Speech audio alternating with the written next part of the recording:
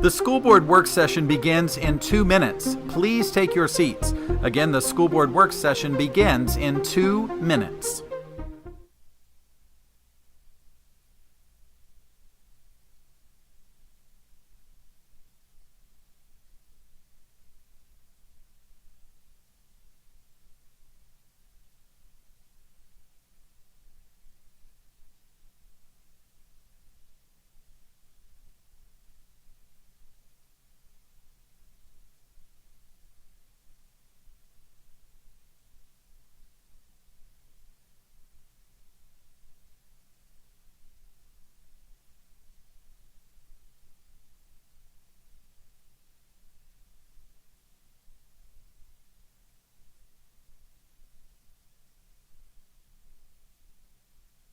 The school board work session begins in 1 minute. Please take your seats. Again, the school board work session begins in 1 minute.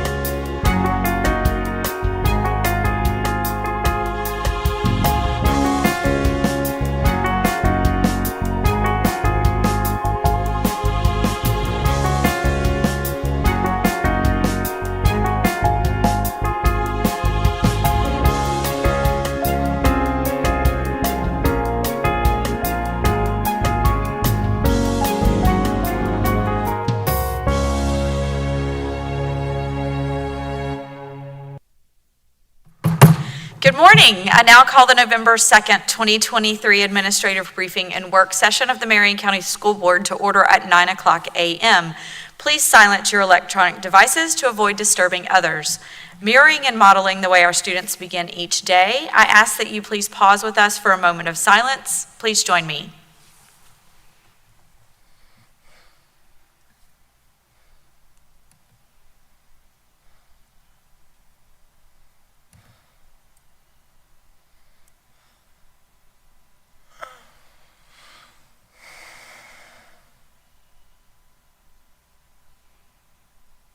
Thank you.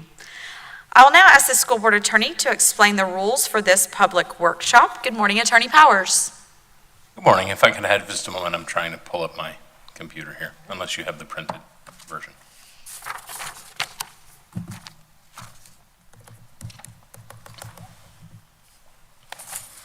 This work session is a public meeting as defined in Florida's Sunshine Law. The board is dedicated to full transparency in its meetings and its work. In compliance with the Sunshine Law, the board has adopted uniform meeting procedures, including the right for citizens to participate. The board will allow public comment regarding any work session item listed on today's agenda at the appropriate time. Speakers must fill out a request form located in the lobby and hand it to the board clerk. After the board and superintendent have completed their discussion on a particular agenda item, the board clerk will call the speaker's name in the order received. Each speaker will have 3 minutes. As required by the Sunshine Law, the board must maintain orderly conduct and proper decorum throughout the meeting. Speakers may criticize subject matter and decisions in a respectful manner, but not people. Finally, speakers must be very careful not to violate the privacy rights of others, especially students and their family members, by mentioning their names or other identifying information. Thank you for your attention to these important rules. Madam Chair. Thank you.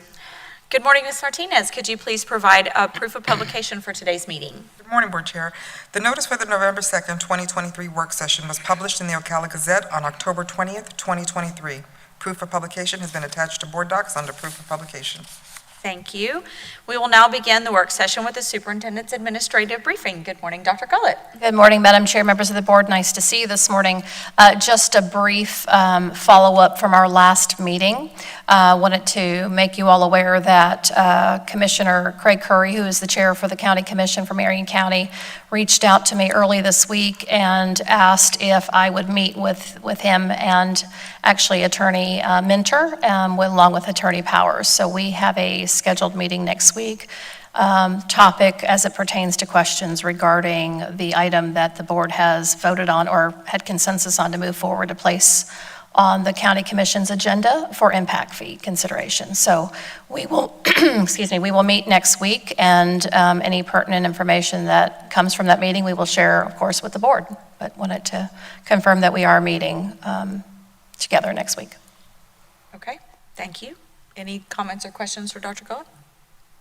All right, moving right into item number 4. Terrific. Yes, we have a full agenda today, so I'll bring Ms. Dobbins forward, and we will be providing yet another transportation update on the work we're doing to have our students arrive safely to school on time. Thank you. Thank you. Good chilly morning, Chair Dr. Campbell, board members, Superintendent Dr. Gullett. This is a follow-up to the work session we held on October 5th, where we discussed a lot of strategies and planning for transportation to increase our on-time arrival for our students as we strive to get all our students on time 100%.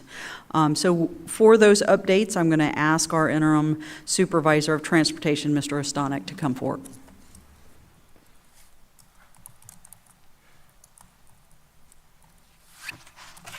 Good morning, everyone. I'm going to go through and just kind of highlight the things that we talked about and where we're at with each one of those. We discussed 3 kind of areas we were focusing on, and that was vacancies and retention, bail times, and the number of routes and how we can reduce our number of routes or be more efficient with those. So with vacancies and retention, we had school-based drivers that we discussed, getting those on board. We are partially there right now. We are advertising for, because the board approved the MOU last week's school board meeting, but that was for MESP and IUPAT. I believe the MEA will be on for approval on the 14th. So we have, 2 of the unions on board. The other one is ready to go. It's just got to be approved at the meeting next week, and that will allow us to have all, be able to have all 3. Anybody that's interested that works at a school level that can drive on a temporary basis for us. So we have approval moving forward with those, and HR has sent out an email to all of our staff with MCPS that's interested in kind of gauging how many we have. We have already been contacted by some folks that would like to help us out in this area. So it's a positive. We just haven't quite implemented it yet because we got to get those people onboarded. And then we have community engagement has been working on a PR blitz that was sent out last Thursday, October 25th. Advertising for how you can become a bus driver in Marion County. So that has been done. We are hopefully we'll start seeing the residuals of that, of people coming and getting their applications in, and we can get those through to add to our list that we can start getting those folks in training and that type of thing. And then we have the transportation monitors. The job description was board approved last week at the October 24th meeting. On the November 14th school board meeting, the approval will be brought forward to the board to request for the 50 temporary units for transportation monitors. So that we're moving forward with that. Those situations there will have once we have the board approval, we'll be able to start advertising for those transportation monitors. And those are 50 units, and they'll be 3 hours, and it's at 135 days, we're looking at a cost of $372,000 on that, which we had discussed previously. The bus aids that we had requested, that has been removed, because at this time with budgeting and things, that part has been taken off. And we also have student service managers that we can use in situations to help on buses. Maybe we can get them to help out, because there's board-approved supplement for our student service managers to work outside of their normal hours. So hopefully we can get some assistance there at times if we have a really hot spot in a transportation issue. And we also have, as staff, we go out and ride buses when needed also, if we can find the availability. We know where everybody's stretched thin, but we try to do that to help support when needed. The signing bonuses, that was board approved, or let's see, November 14th school board meeting, that will go up for approval. The MOU has been done in this area, and that's the $350 signing bonus, and that's to help our new hires recover the upfront costs they have to incur for fingerprinting, drug testing, the online courses, the course exams, the CDL licensing, those type of things. And that will happen after 30 days of driving. They'll be able to get that money back to help incur those upfront costs. And that, if we say we have we're expecting 50 drivers at $350, that's $17,500, which we had discussed the last time I was here. And then the purchase of the 2 vans at the November 14th school board meeting, the approval will be brought to the board for the purchase of the 2 minivans, and that's to help offset some of our cases where we have students that are in far out areas. Instead of sending a bus to that area, when we can just pick up 1 or 2 students and just the cost savings and be more efficient in those areas. And we also discussed our driver trainers. We moved our 2 driver trainers. We're moving them from the 220-day to 260-day schedule. And that's at a cost of $18,820. And that way we can continue to train during the summer without having those gaps, and hopefully we can close the close the number as far as drivers and to empty driver or vacant driver positions we have.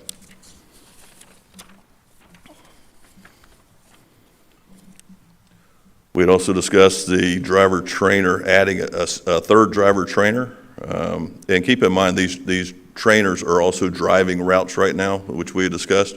So they drive routes and train at the same time. So we discussed adding another driver trainer. Board gave consensus to adding the additional trainer to the staffing plan at the October work session. And then at November 14th school board meeting, the agenda item will be brought to the board for approval. That's a cost of $70,410. Now, that's the first section. Now we'll look at the bell times. This is getting set to be implemented for November 6th, which will be Monday. We've been doing call alerts to parents that are affected by these, and we've also been sending letters home to, the drivers give out to the students on the bus that are being affected by the change in the bell schedules. And those bell schedules are for MTI's alternative programs and for Acceleration Academy. We're moving the alternative programs to 9:15 and the Acceleration Academy to 9:25. That particular change we've consolidated some routes, so we'll go from 251 routes to, I believe, 246 routes. And it also allows us to, with doing that, it allows us to take some drivers in each zone and place them on open routes, so it'll limit our number of open routes. I think right now we're at 18 or 19, it depends on the day, so it's going to lower that number for us. And now, excuse me, now for our number of routes, what we were just discussing a little bit, we've been able to so far this year, consolidate 11 routes, and we keep analyzing those to see, okay, can we combine here? Can we maybe sometimes we have drops where students aren't riding a bus. We realize our numbers are a little lower, and we can add routes and then kind of manipulate things and create an area where we're not running as many routes, so then we're saving having to double up with our drivers. The hub routes and the courtesy stops that we discussed, at this time, we didn't see an area where we could pull those back. Sometimes it's because of the walking hazards or things that, just it wasn't going to be safe for our students. And obviously the ultimate goal was to keep them all safe. So at this time, we decided, okay, let's not eliminate any of those hubs or anything that's there, because the reward wasn't going to be worth the risk. Now, and we also talked about combining some of our schools, such as North Marion High School, North Marion Middle School, because I remember when I was in school, we rode. I would get on, if you had to ride the bus at the high school, you got on, you rode over to the middle school, and they picked up middle school, and then we all rode together. That's a situation where we need to look at that from the beginning, we do think there's going to be value there, but we don't think there's value there now, because of it's going to mess up the entire system too much at this point in time. To blow it up and to make that happen just wouldn't be feasible. It's something we need to do at the start of the school year. The more we entered into that and looked at it. So with that being said, we are currently looking at next year's schedule, trying to see what we can do to save some of the issues we've run into so far this year, and to help us by planning ahead. So those things are on the table. Some of the stuff we've talked about, obviously, working with everyone at looking at bell times for schools for next year. Is there going to be, some of the things like, is there going to be the extra hour at some schools that really throws a wrench in transportation? What schools is that going to, that are going to have that? How is that going to work? And things like that. So we're in the planning process with that currently, to try to implement the 3-tier system as much as possible, because that lowers the number of routes we have, and in turn means we don't, some of the vacant bus driver positions we have, it limits the amount of that affects us, so to speak. So I think that's just about everything. I can give you guys a rundown on the cost that we're looking at for the things that we just discussed. The 50 transportation monitors we talked about at $372,000. The signing bonuses at $17,500. The purchase of the vans is $77,164, and that's from capital outlay. The increase in the 2 driver trainers at $18,820, and the adding a driver trainer at $70,410, and that's a total of $555,897. What's that total again? You went too fast. I'm sorry. Give me the total. What's the total again? The total's $555,897. I tend to rush a little bit, I'm sorry. Don't be scared. Because we're going to talk. Yes, sir. Okay, thank you, Mr. Stanek. I know Dr. James had a question right out of the gate, so we'll start with her. Well, and I wanted to make a point too, that $372,000 for the monitors is only if we actually find that many monitors to hire. Correct, yes, Which ma'am. we can all presume is going to be very challenging. So, And we have to be strategic in where the monitors are pulled from. Because we see where our hot routes are, where we have the most need, but we also need to pull from those schools to be able to get the monitor to ride the bus. That way, because we can't obviously pick up a monitor at SPAR and run a route in Zone 4. correct. So there's some strategy involved there, and we're going to have to do a little recruiting probably. Okay. I just wanted to make that point because that's over 50% of the presumed total budget for this, and it's only if we actually hire all the people. So the signing bonus, is it retroactive? So if I was hired, is it this school year? If I was hired last school year? July 1. So everyone who was, Of this year, from my understanding, yes. so if I was hired after July 1? Yes, ma'am. Okay, so if I've been here for 20 years and I paid for my training 20 years ago, no such luck. Correct. Just want to be clear on it. Okay. Can you articulate the impact to the employee schedule at the alternative site here at MTI, being that the hours are changing?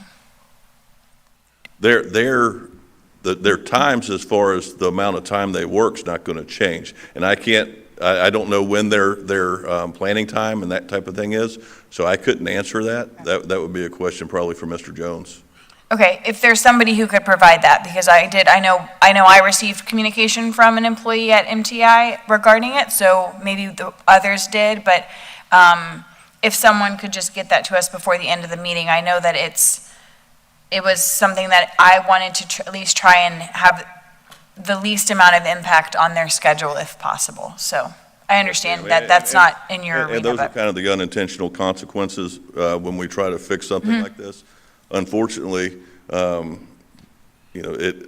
we have that type of change, there is some of the unintentional consequences that affect people, and it's not what we want to happen, but it does happen on occasion. Yes, I understand. I appreciate what the goal is. So I was just looking to see what kind of impact those teachers and staff members for the alternative school are going to experience.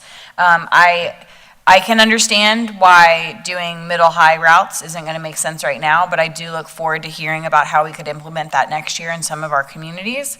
And I am, as a board member, am looking forward to a conversation of start-stop times district-wide and being able to go to a 3-tiered route and what that entails, because that is going to require significant change to some of our school start and stop times.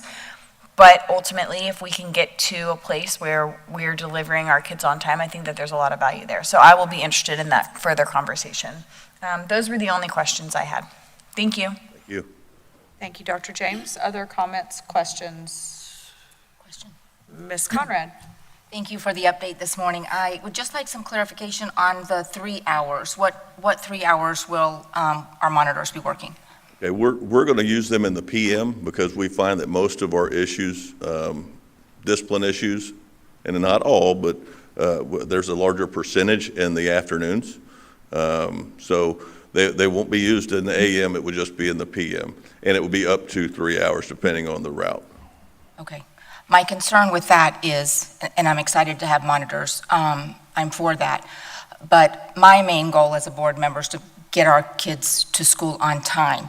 So is that going to benefit us, having just the monitors in the afternoon? It will because of the retention aspect of it. What we're trying to do is provide support for our drivers to keep them from moving into some other position or some other job outside of driving. So that's our feeling on it, is that the retention aspect for the drivers and providing the support for them on the bus will help us retain more drivers. Okay, and then the second part to that question is, our monitors are going to be strategically placed for our most difficult zones? Yes, ma'am. Okay. But like I said, we have to recruit in certain areas. You know, if we have a bus that has, more issues or more kids, or maybe just kids that are struggling to behave a little more, then those would be the first ones we would look to place a monitor on.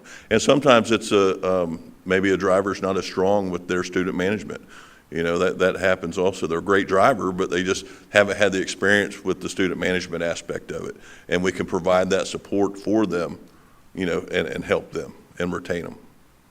Okay, thank you. Thank you, Ms. Conrad. Vice Chair Thorough. Thank you, and thank you, as always, for the ongoing updates. And I break this down between immediate and longer-term solutions. Yes, ma'am. And the two sort of bleed into each other. I'll start with the vans. 2 vans is great. It's a great opportunity. I heard, though, that it might be a year before vans that meet our needs would be available. Are there any updates on that? I don't- Because otherwise it bleeds into a longer-term solution. Yes, ma'am. I don't have an update on the actual time it will take for us to receive the vans, but I don't think it'll be a year, but I was just told it was a piggyback for us to receive the vans, so on the contract. So hopefully that will allow us to get them a little quicker. Okay, and as you receive updates on that, I know you'll update us, and I appreciate that. There was some concern in the community about the fact that the vans would not have to be driven by someone with a CDL, and that might not be the right path to be going down. But I would remind the community that we're only talking about 2 vans. That's not necessarily a takeover of our transportation fleet. Yes, ma'am. And we already have school board employees that drive vehicles with students that aren't buses all the time. They're just not with transportation, whether it be coaches or what have you. Right, those old station wagons. Yes, ma'am. All right, thank you for that information. And another longer-term solution, looking at the bidding process with the union as far as the process for bidding routes. What's the latest conversation about that? Well, that was something that'll have to go through contract discussions. As far as bidding, we bid off seniority at this time. So that whenever we sit down and discuss those contracts, that's when that would be discussed. So I don't think I can answer that. And when will those begin? Does anyone know? We'll work with HR. That's not something, I'm just invited to the meeting. I don't set up that meeting. So. Okay. I was just trying to look at the forward planning of, when some of our systemic issues will begin to at least have conversation around them, because I feel like what I'm hearing, and it's great, that our less senior drivers that under the current bid process are generally going to get the more challenging routes, that they're going to be getting more support. So hopefully they will stay and reach a level of seniority under the current union system to be able to bid on less challenging routes. Yes, ma'am. So that's why I'm bringing these kinds of systemic issues up. Because as I continue to look at the weekly reports, we're pretty much stagnating at around 84% on-time delivery in the morning and 64% on-time delivery in the afternoon. And obviously, none of us are satisfied with that. That's why we're continuing to have such deep and dedicated conversation and action planning. That sort of shifts me into the now. Shifts me, transportation. Told my own joke. When it comes to student behavior, what I continue to hear is lots of gratitude for the increases in salary for bus drivers, and still a lot of dissatisfaction and unhappiness with student behavior on the bus. And when I think about bus drivers being tasked with not only being really good, safe bus drivers, considering the road conditions we have in our community these days, and also being expected to manage student behavior at the same time, I think that we're asking a lot. So in my mind, I think about how difficult is it really to sit on a bus and behave yourself. And you get what you settle for.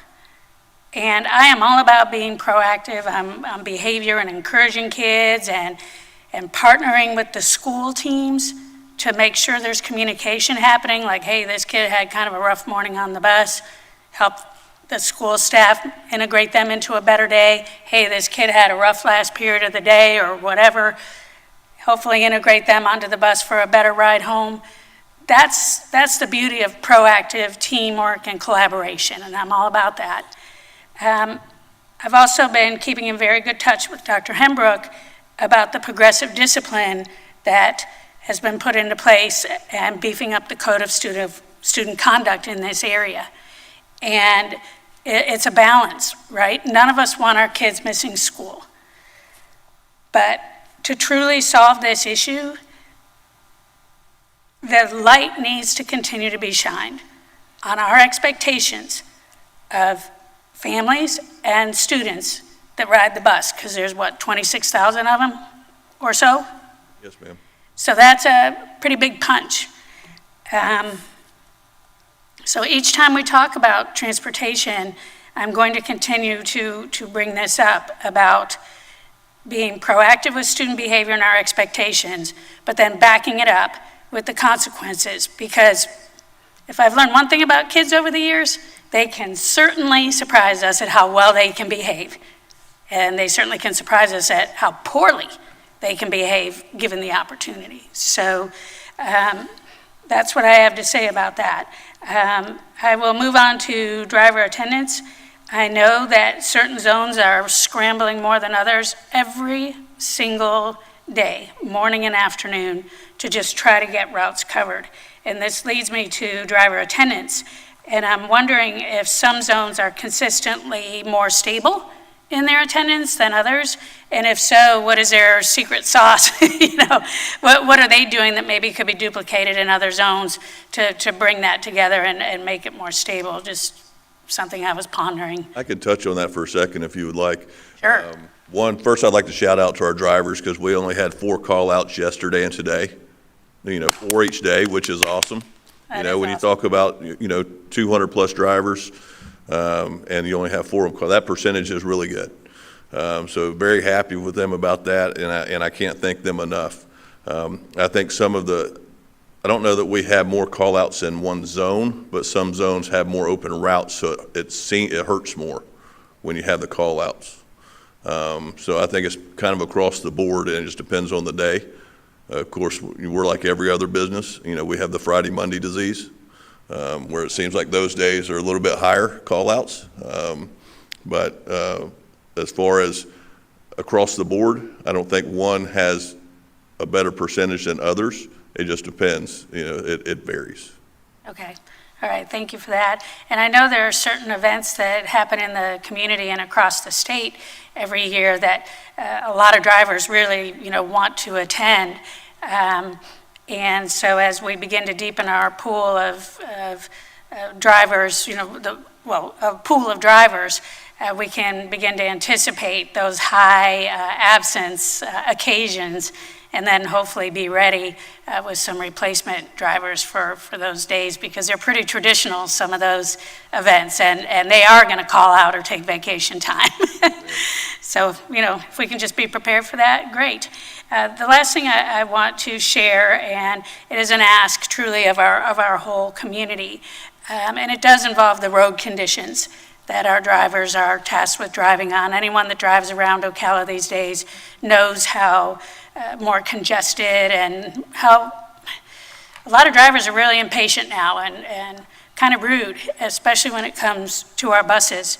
And the solution is in the community. I would ask that in terms of law enforcement, when they're out patrolling, especially those mornings and afternoons when the buses are on the road and making their stops, that they beef up those times whenever they can. And hopefully our county and our city will do like they've done with the litter initiative that we've partnered with them on.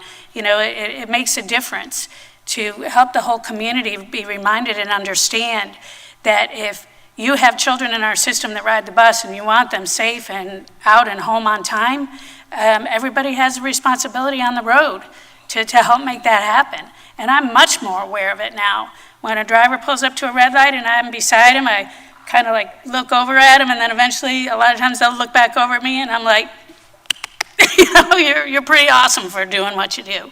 And that type of support is what they need. And if our whole community could get behind that, that would really be great, like we're doing with attendance. So thank you. That's all I have. I really appreciate what you do. Yes, ma'am. Thank you. Thank you, Vice Chair Thorough. Reverend Cummings. Thank you for this report that you gave this morning. I appreciate it. I got some concerns. For one, I haven't gotten a report on the buses past few weeks. So I was interested to see how you got it. I didn't get it. I haven't gotten one. So I don't know if y'all took me off. I haven't gotten one. I don't think that was. I haven't gotten one. I asked a question a few weeks ago, so maybe that question that I asked was the reason I got kicked out. But I want to be kicked back in ASAP, please. 2, I asked about attendance codes several weeks ago for these kids that are being late to school. Have we generated these attendance codes yet? So we can track those things, because that should have been one of the things that I asked to be in the report, the weekly report. I'm not seeing those things. I'm not hearing any conversation about those things. So those are 2 things that I want to ask about first. Thank you, Reverend Coverings. I promise you, you have not been kicked out. So we shifted from my department, or those emails come in from me, to those emails now coming out under Dr. Gullett's weekly updates to the board. So you will find them on that email that was sent out last week. And on that email, it does address some of the questions you brought up. So one of those questions, you had asked about the baseline data of the year, why we were listing the prior year information. And that was answered because that's our trend data baseline that we look at, and so we incorporate that information in those. For the attendance code, so we have been diligently working on the attendance codes, but it is a very involved process, and where we are right now is our state reporting has developed the code with the state and so forth, so we have the code that we can use. We're now in the process on how do we effectively implement that code with the least impact to school personnel and without confusing or clogging up the system of attendance and reporting. And what I mean by that is when you're a teacher, you're taking attendance on your computer. When you're a bus driver, you don't have an electronic form of attendance. So for us to now have to get Skyward to be able to either mass load the attendance, which then is a concern because you have attendance clerks now then trying to take 70 students and correct their attendance before the 10 o'clock call out. So if you take a Denellen Middle School who arrives at 9:30, late bus rolls in at 9:45, that gives that attendance clerk 15 minutes to make an update, who may or may not be in a position to make those updates right then. So the last thing we want to do is have an incorrect call out of a student being reported at school and not at school versus vice versa.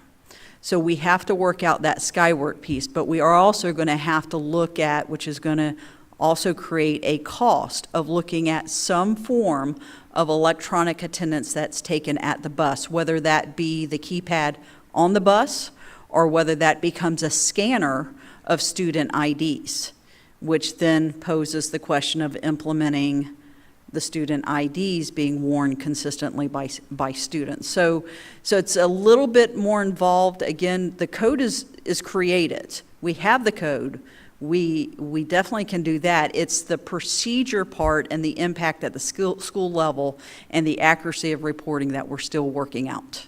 Okay. So we have it, but we're not using it, or we can't use it. Yes, we cannot use it. So it's not effective. Okay.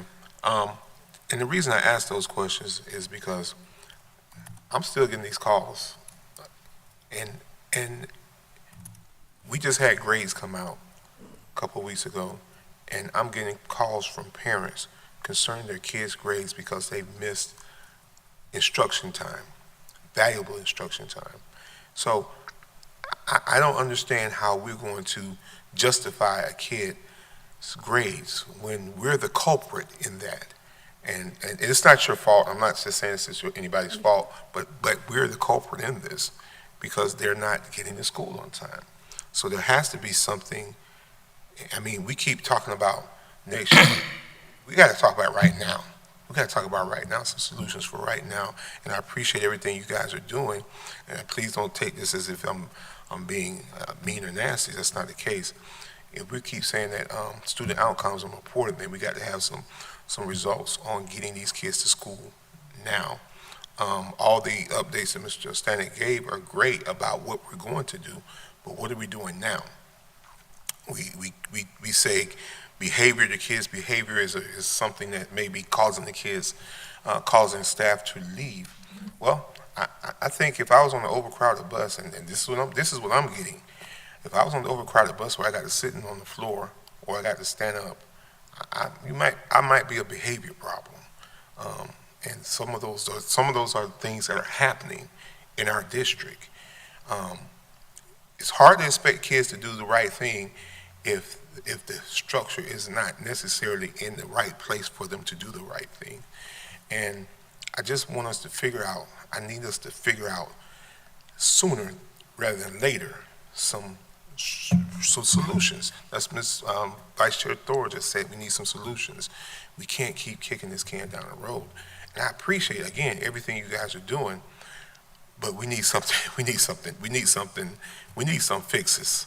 We need some fixes. And then the other question I have is, I know we're trying to train drivers, and you said that trainers are driving. So if they're driving, how are they training? Because are they training on the weekend? What are they doing? Thank you. That's a great question. So part of the driver training piece is an observation of training. So in other words, we're able to utilize those trainers as drivers at the same time they're having ride-alongs of the trainee. So that's part of their class. But by increasing also a trainer, that allows us to do more training at the same time. So to date, we have, since August 10th, we've trained over 37 drivers. 27 of those are full-time drivers and 10 are temp. The immediate solutions, we are really looking forward to Monday when we implement the new MTI schedule and so forth, because that's going to give us 6 routes right there. So if we average a route of, let's just say, 70 students, 70 times 6, we're impacting over 400 students right then and there, and that's a great benefit. We also have one testing today, one testing tomorrow, that will put them on the routes on next week as well, and then we have 2 in the class that only needs 1 day of that training. So you are correct. We can do more if the trainer isn't driving, but at the same time, when they are driving, it is still part of the training. So we leverage that. And if I may, I'd like to go back, since I have the answer here, on the MTI teacher schedule. So they are moving to an 8:15 arrival time and a dismissal of 4 p.m. What are they currently at? 7:10 arrival time and 2:55 dismissal. So essentially an hour later? Yes, ma'am. Okay. Yes, ma'am. So, Reverend. That's going to help offset some of these late buses. That frees up 6 routes. Yeah. So that's now 6 other route pickups that will now get to school on time. Yeah. Chair, can I just ask? Yes. If there is an employee, so it would not be of normal happenstance that we would change an employee's schedule in the middle of the school year. So if there is an employee who coming to work an hour later and leaving an hour later impacts the functionality of their life, what is their best next step? And maybe that's a better question for Dr. Gullett. Should they speak with their Mr. Jones about how to navigate adjusting their schedule or whatever that would look like? That's correct. Okay. Mr. Jones would be the first point of contact for that. Okay, so if for whatever reason there's an employee on MTI's campus who the hour delay maybe impacts their ability to get their child who can't get into extended day, or there could be a myriad of things that could occur, they need to reach out to Mr. Jones first, right? Okay, thank you. Thank you. Vice Chair? Thank you. I had a question about retention and the concern about putting all this upfront time and money and effort into getting our drivers ready, and then they get their CDL and then go drive dog food. Where are we with that as far as the retention. So you'll see in the MOU on November 14th where it talks about that signing bonus and being also held to driving for a year. They get the bonus after 30 days of driving, but that they're being requested to drive a year, or we have the ability to then take that out of their last paycheck if they cancel before a year. And if I may, when you were talking earlier about student behavior, and then later you said it, I just want to add a piece to it. The retention part is not just the student behavior, and you went on later to add that other piece. It's about what they have to handle with the parents as well.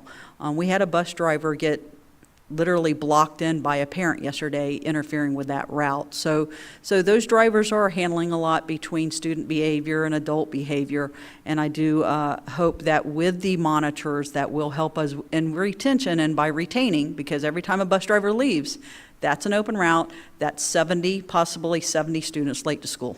Right. And thank you for mentioning student behavior again, and thank you for bringing up the parents' behavior. Because in the end, who is ultimately responsible for students' behavior? I would offer that it's not the bus driver. Correct. As far as buses being so overcrowded to where students are actually having to stand up or sit on the floor, I get calls about that at the very beginning of the school year, but I haven't received a call about that in many, many, many months. So I would love to get some information, some true data about how many buses we still have that are that overcrowded. And secondarily to that, I've been on many buses that have been severely overcrowded like that, where the kids still behaved. So we can bring out any excuse that we want to, but in the end, there was a time, whether the bus was overloaded or not, that these kinds of behaviors weren't happening. And I would, again, encourage anyone on this school board to make an appointment to look at bus video where the buses aren't even overcrowded by a long shot, where situations are occurring. Like I said, you get what you settle for. And if I could address that, because there isn't a clear-cut form of data that we can give you on bus overcrowding, and here's why. If you say a 77-passenger bus had 77 students on it, that's going to look different between elementary and high school. Right. So just because it's 77 passenger doesn't mean that we can put 77 students on it. But when those complaints come in, what we do is we pull that bus video, we look at that bus video, we look at what's happening on the bus, and if there is not enough space to comfortably seat the students, then we readdress the route. So those are the things that are going on, but it's not apples to apples when you compare students' ages and growth. Size. Right. Yeah. So, because that's pretty much what I was hearing with this overcrowding thing. The bus may be a big bus for elementary kids, but when you get to middle and high school, these kids are bigger, and so now you may only get one and a half student in a seat that you can get 3 elementary kids in. So that's the issue. And I have to still stick with this. And I respect Vice Chair Thor's comments about behavior. There is an expectation of student behavior. That all across the district, there should be expectation. But there's also expectation for us, things that we have to do. And we have to make sure that we follow through on the things that we can do. Then we hold people accountable, and we hold those parents accountable when they're showing out, going on the bus, fighting, being nasty to the drivers. We hold the kids responsible when they're misbehaving. Listen, you guys know, we just had something a few nights ago where something happened on the bus. I'm a stickler about behavior on the bus because I feel like it's a challenge for a driver to be driving a bus and still trying to be doing discipline at the same time.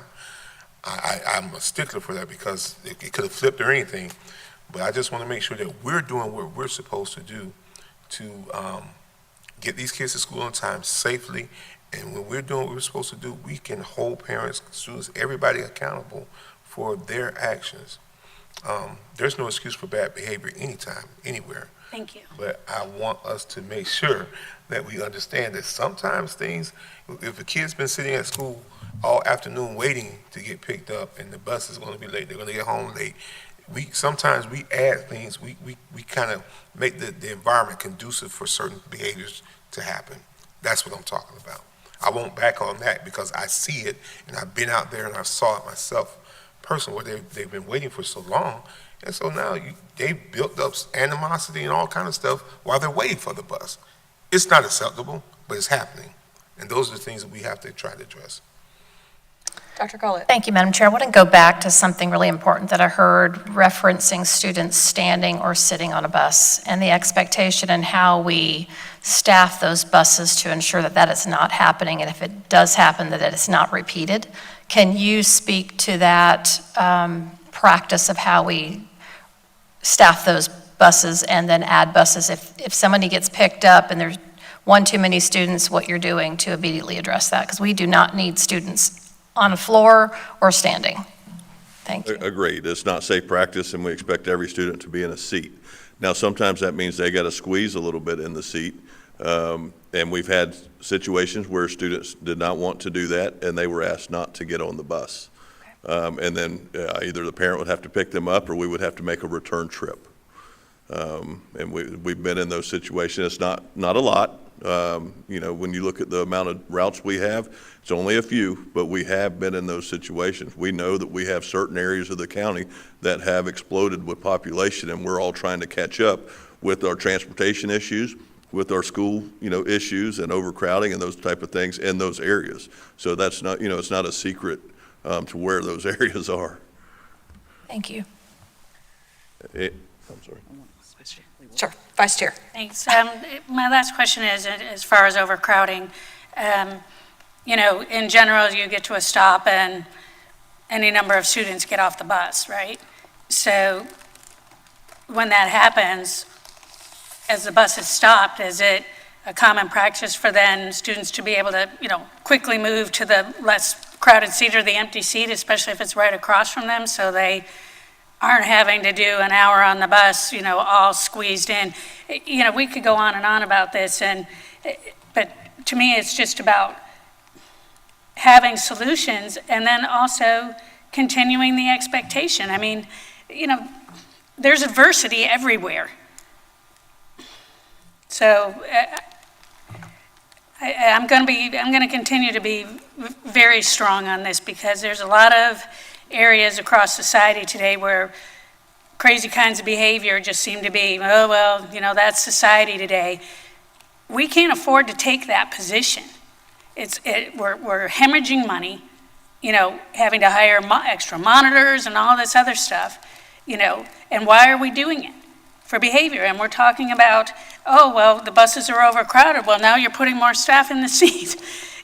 So I realize that not every kid's going to be perfect. There's kids that have IEPs, that have their own individual plan to even be able to ride a bus safely and successfully. I get all that. But as a school system, I continue to be focused on what do we stand for? How do we as the adults deal with difficult parents and really nice parents? How do we represent ourselves? What is our culture? And when the kids see the adults doing that, then they're going to mirror and model that, like we say at the beginning of every meeting. So that's where I continue to be. Thank you, Vice Chair Thrower. Thank you, Board, for your comments. I will weigh in for just a moment.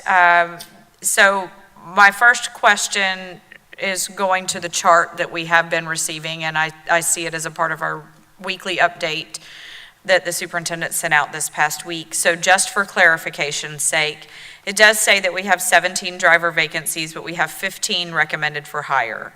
So can you? We have 15 that have gone through or it could be anywhere from they sent in their application and we're waiting for ESD to get something back to us, whether it be fingerprinting or what have you. Not all of those pass everything to be able to become a bus driver, but they are in the process. We have recommended for hire, So we're just waiting to get all the information back.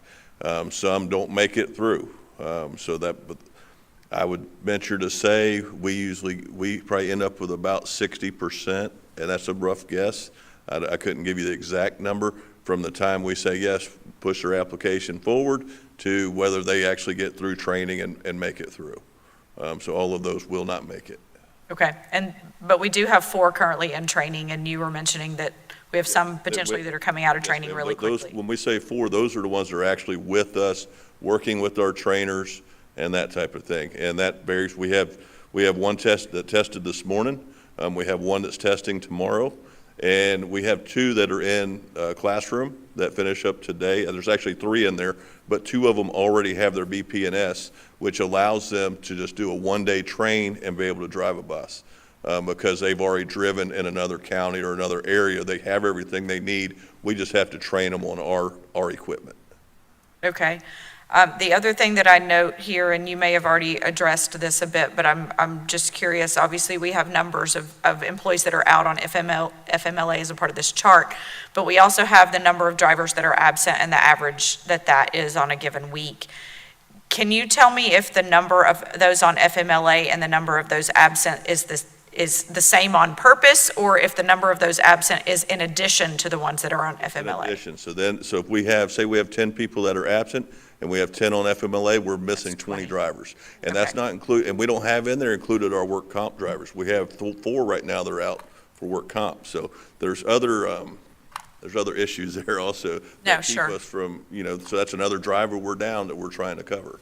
Because that helps paint the true picture. So whenever we're talking 17 driver vacancies, but we have 4 that are about to come on, and then we have a number of employees that are also supervisors and so forth that are also driving routes, and then we're about to get these 6 routes back, hopefully next week, and all of those kinds of things. But whenever you also see an average daily absence rate of more than 10 drivers, and then we know we also have a number that are on FMLA, and it really gives a much broader picture, because when I just see driver vacancies, it's 17, but then I see some of these other ways that we're filling that in, it makes it feel like the solution is we're just on the cusp of actually solving this thing, but then you see the other lines that paint the picture a little more with a broader brush, so we really can get the idea of what's happening.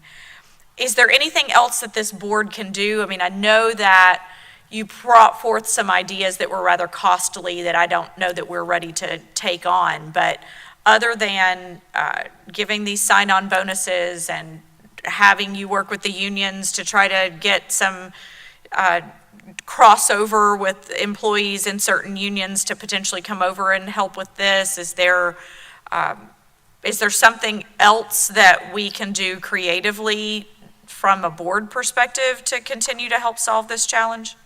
I would say there's 2 things we all can do, and that is constantly pushing the hiring and recruitment. So when you're out and you're seeing the public and so forth, providing them the information that you don't need your CDL to come on board as a bus driver, and this is a great place to work.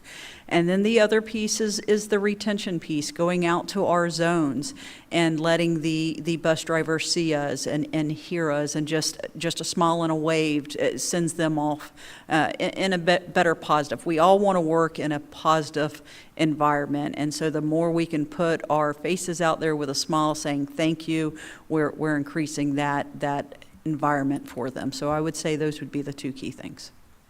Thank you for that.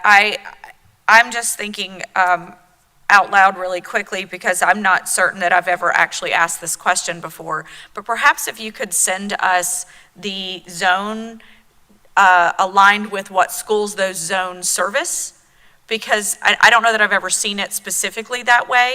I think I have an idea of what it is, but if we could then see, obviously, we would know that the zone that's at Bellevue Middle School would be a part of District 2, and it probably services all the District 2.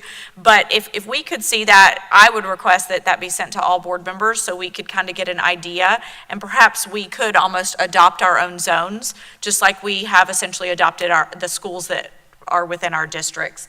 That might be something that we as individual board members could do, certainly not putting that on the board to do, But just trying to, again, think creatively on ways that we can try to impact this from a more touchy-feely approach, that we appreciate everybody that's out there and what they're doing. I know when I'm in the community, I'm asking everybody that has ever worked in the school system or ever would ever consider it, we need you, please come. I do that all the time. I get varied responses, but I continue to try to do that personally. But if that would be something that could be done for the school board, I think that would help us. We can absolutely do that, just with an understanding that there may be some crossover. Sure. Zones might, and we'll get that to the superintendent for that weekly update, probably not by tomorrow, but Sure. next week. Absolutely. No, of course. Again, that's why I'm saying this, when we're having these work session items like this, you're giving us updates, but potentially we also want to see what we can do to help enhance what's already being done and to continue to problem solve this issue that is a problem nationwide.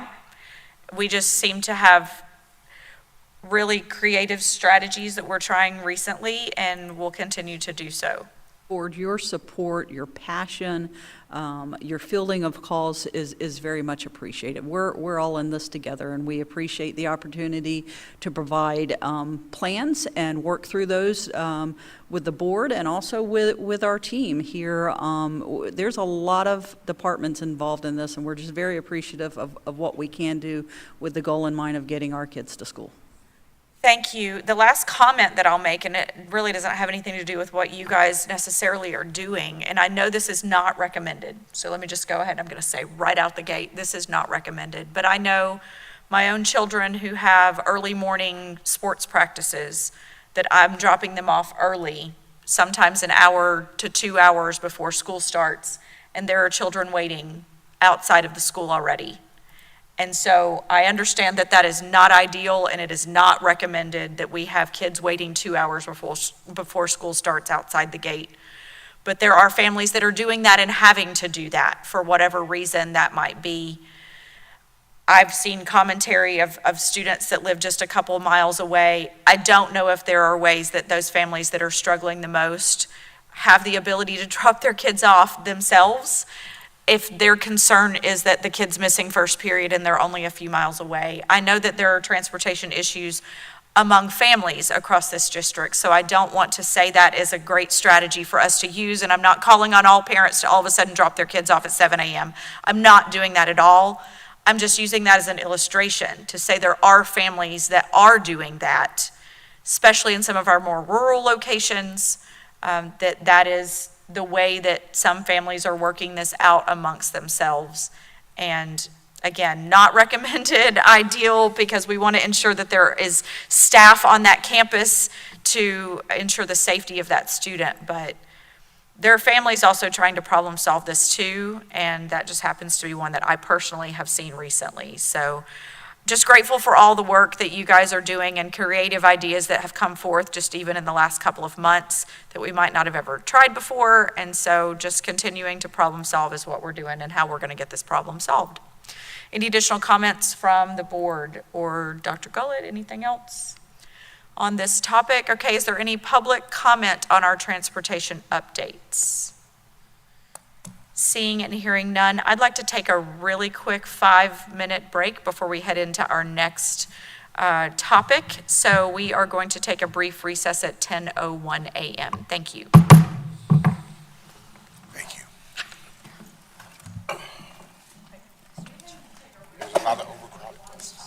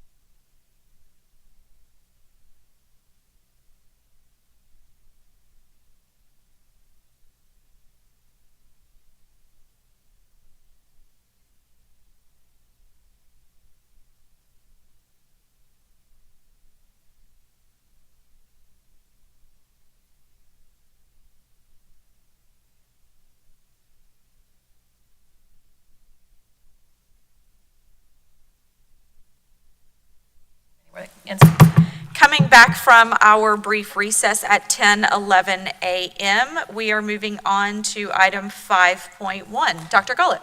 Thank you again, Madam Chair, members of the board. You may recall we've had several conversations about data updates and the use of dashboards across our district to help guide decision-making. And so I'll bring Mr. Ben Whitehouse forward. I think he's going to kick us off today in looking at what those dashboards look like and updates to our state assessments. So thank you, Mr. Whitehouse. Thank you, Dr. Gullett. Good morning, Chair, Vice Chair, board members, Dr. Gullett. I'm going to provide really a two-part presentation here, so certainly related topics, but a lot of information. So after I go through the state assessments and school grade updates, I'll pause, and if there's any questions, we can try to get those answered. And then as promised before, we're going to do a fairly deep dive into our data dashboard so you all can see what tools are available to our schools. So first of all, orienting ourselves in the work that we do, certainly within my department, but across our schools, the use of data and the use of assessments to help drive our instruction is squarely planted within Goal 1. And we've certainly worked to try to improve our schools and our administrators and teachers' data literacy and the use of data and how they can impact their classrooms with that. So some reminders for 22-23 school year, and it's hard to think we're still talking about it, but we have not received our school grades, I'm sure you know, for 22-23 school year. So I wanted to provide some reminders because we are expecting those to come out here in the next month. There are no learning gains for 22-23 because this was our baseline year for the FAST assessment. So our school grade formula for that year is going to look a little bit different, and I'll show that in just a moment. Our schools, and I've said this multiple times, but I think it's good to reiterate because we need to make sure we have tempered expectations of what school grades will look like this year. The state uses in the baseline year an equipercentile linking, which means they go back to the prior year and they look at the percent of schools that earned A's, B's, C's, D's, and F's, and they make the new grades statistically equivalent, which means they may shift the scale of what a B, C, D, or F actually is to get a statistically equivalent amount. So if you look back at the 22 school grades, there were roughly 8% of our elementary schools that earned a D or an F, 7% of our middle schools, 2% of our high schools. So we can expect to see fairly similar results this year when the school grades are released. Doesn't mean every school will get the same grade they got before, because certainly there may be some shifts, but we can expect about the same distribution of results. We are expecting those baseline school grades this winter. The last update we've heard, they're still aiming for a December release of those school grades, so not too much longer from where we are. There was no VAM calculated for last year because there is no growth application, but there will be VAM reassessed this year. So at the end of the 23-24 school year, those teachers and subjects that earn VAM scores will once again have growth models calculated for them. This year, because it's a baseline year, there's no penalties, which means if a school earns a D or an F for the 22-23 school year for the first time, they would not move into a turnaround status at that point because there is no penalty for that baseline year. However, if they maintain that same grade for the 23-24 school year, then there would be a penalty, obviously, at that point. And schools that do improve to a C or higher as a result of that 22-23 school grade, they can exit turnaround status. So no penalties, but there are certainly rewards for schools that were able to improve their results. So this just shows you what the school calculation will look like. So you see we've grayed out all the learning gains and lowest quartile learning gains. So school grades for elementary school will only be 3 cells. So it'll be English achievement, math achievement, science achievement. Middle school will include the social studies and the middle school acceleration component, and then high school will include graduation rate and high school acceleration component. And then our district grade will look just like this with all of those components. So each component obviously worth much more when we calculate school grades because of the reduced number of components. So new for this year, I'm sure you all heard this, but it's a good reminder for all of us. The statute language changed for school grade calculations this last spring, and so there will be a new component in the school grades for the 23-24 school year when they're released this coming summer. There will be an additional component just for third grade ELA achievement.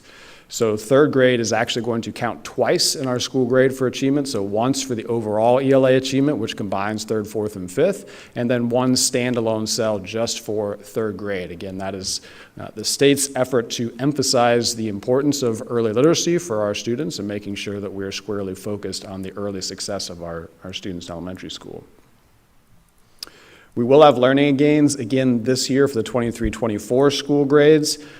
They will look very similar to as they have in the past. There will be 3 subcategories of level 1, and you can move from one subcategory to the next to equal learning gain, and 2 subcategories of level 2 that are equal in points. So we will see lowest quartile calculations again. Our schools have worked to identify their lowest quartiles to make sure they're monitoring those students, and we're going to talk a little bit more about that when we get into the data dashboard. But that will resume, and so school grades will look a little bit more familiar at the end of this school year. Also new from state statute, and thought it was important to make sure we share this, is what's called the escalator clause. If you remember back to the FCAT years, you probably remember something similar to this, where when too many schools in the state earn A's and B's, we raise the bar to make it more challenging for them to earn, so we don't have as many schools earning A's and B's, essentially what it boils down to. So the way the escalator clause reads is if 75% or more of a school type, so 75% or more elementary schools earn an A or B, we would change the school grade requirement just for elementary schools.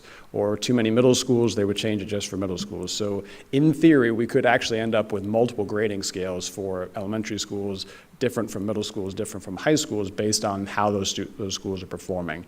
So the way the statute reads is that when we hit that escalator moment, the formula would then move to the next 5 or 0. So to earn an A, you've got to get 62% of the total points, so it would then move to a 65%.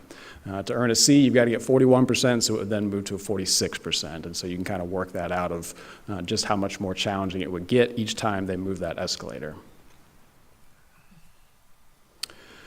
So here's an example of what the new elementary school grade model will look like, and you'll see the additional third grade achievement in there. So we have overall achievement, which is worth 100 points, which includes third, fourth, and fifth grade ELA, then 100 points just for third grade by itself. Our learning gains, which is fourth and fifth grade, and any retained third graders in learning gains, and then same with bottom quartile. And then math achievement, learning gains, and learning quartile, lowest quartile for learning gains also looks the same as it has in the past. And then science achievement, of course, is just our fifth graders for elementary. So we piloted this last year, and you'll remember that we talked about this for a bit, the shift to all computer-based writing with the new best writing assessment. So the state ran a pilot at a number of schools. We did have a few schools that participated last year. We did not get results back to see how they performed, but we were at least able to get a glimpse of what this assessment looks like. So this year, starting in April, that first week of April, all of our students, grades 4 through 10, will take the best writing assessment on the computer. It is a 120-minute long test, although students can take up to half the day to be able to type their response on the computer. We do expect to get those results back in June. Should be a fairly quick turnaround. The state is actually going to be using a lot of machine scoring this year. In other words, they're using AI and teaching it how to score our assessments. And so it should result in faster scoring for those writing samples. Also new this year, writing is decoupled from ELA. So in the past, we gave writing assessments and reading assessments, and they were combined to form an overall ELA achievement score. That will not be the case. We'll get a separate reading score for every student and a separate writing score. It's very possible writing will become a component of school grade, but we don't know what that will look like just yet. It could be a standalone category as it was during FCAT, or they could come up with a way to recombine them and create an ELA score. That part has not been clarified yet. Very exciting, though, we are going to see released prompts again for writing. So we used to get those with FCAT Writes, where we would get a CD of all of the prompts and all of our students' actual writing back, so we could review that with the students and help them learn and grow from that experience. And so we are going to start seeing those writing prompts again next summer being released, so we can actually see what they were writing about and how they responded. We'll also see other released assessments coming out next summer, which is great. We're going to see, I believe, geometry, biology, and a few others that we have not seen those tests since they've been created. So we've had samples, we've had practices, but we've never actually seen what a full test looks like in those subjects. So it's going to be great to actually get our hands on that and make sure that we're doing a good job of preparing our students. So also new for this year, biology, civics, and U.S. history, which have always been computer-based tests for those students, they're actually going to be reported same day. So last year, those students took all 3 of those EOCs on the computer, but we still had to wait until the end of June to get the results, which was kind of ludicrous when we saw all the rest of our computer assessment results come back the same day. So that's going to change. It's actually going to be reported through the Florida reporting system. So either the day of or the day after our students take biology, civics, and U.S. history EOCs, we'll know their results. Which is good news for us. We don't have to sit around waiting. And also beginning in the spring this year, grade 5 and 8, which are our last 2 paper-based assessments, will now be computer-based. So we will have no more paper-based assessments at all anywhere within our grade levels unless you have it as an accommodation. So they will be computer-based, and they will also be reported same day in FRS. So if you're doing the math with me, that means that we could actually calculate our school grades before the school year even ended, because we'll have all of our results back before the school year even ends. So certainly gives us a lot more to work with, and we have that data all summer instead of waiting half the summer just to get the results back to be able to start planning and doing anything with it. Of course, as I mentioned before, paper-based accommodations will still be available for any of those assessments as they have in the past for eligible students. So I'm sure you all heard October 18th, the State Board of Education voted on new cut scores for the FAST assessment. Those are going to be retroactively applied back to the spring 23 assessment.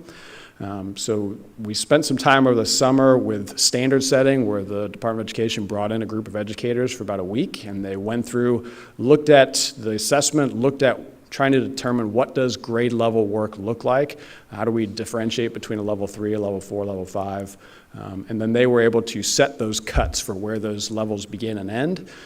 And then that recommendation was provided to a reactor panel, which included community members and a few superintendents, I believe, were also involved in that. The reactor panel actually examined it and came up with the exact same cut scores the educator panel did. They agreed with those results and passed that on to the commissioner. And if you saw the commissioner's press release when he released his cut scores, he actually changed it. He raised the bar. I'll use his words, raised the bar, and provided higher cut scores for our students, which will certainly have an impact when they retroactively apply those in the spring. So this is a chart that shows you what the new cut scores will be. So you can see we actually will now have levels starting in kindergarten, which we started doing FAST assessment last year for pre-K through 10th grade. So K1 and 2 will now actually be reported back as levels 1, 2, 3, 4, and 5. So we have a nice progression of our students across all the years. So it helps us better make sure that we're preparing our students and that we're tracking and monitoring the success of our students in those early grades, so that when they come in as third graders, we're not surprised at where they're performing. We know we can address that along the way. So you'll see it's a very steep climb from kindergarten up through third grade. Obviously, that's where our students gain the most knowledge and learning how to read, and then certainly working on reading to comprehend as we progress through the rest of the grades. So if you're looking at the impact statewide, we don't know our local impact. We're not going to know our local impact until probably December, I think, is when we're going to see our scores from PM3 be retroactively fitted with the new fast cut scores, so we'll be able to see that. But the state has already released what the statewide impact will be when they change all these scores back. So if we look at third grade, for instance, PM3, which was the spring results from 23, across the state, we had 50% of our students in third grade that performed at level 3 or above on the old FSA linking score. With the new fast cut score, 51% of our third graders will be performing at a 3 or above, so that's actually a little bit of an increase. But conversely, if you take that to the other end of the spectrum, our 10th graders, we had 50% of our 10th graders statewide that scored a level 3 or above. And of course, that's their graduation requirement score. With the new cut scores, only 47% of our 10th graders statewide will have met the graduation requirement. So obviously making it a little bit more challenging for our sophomores to meet the graduation requirements going forward.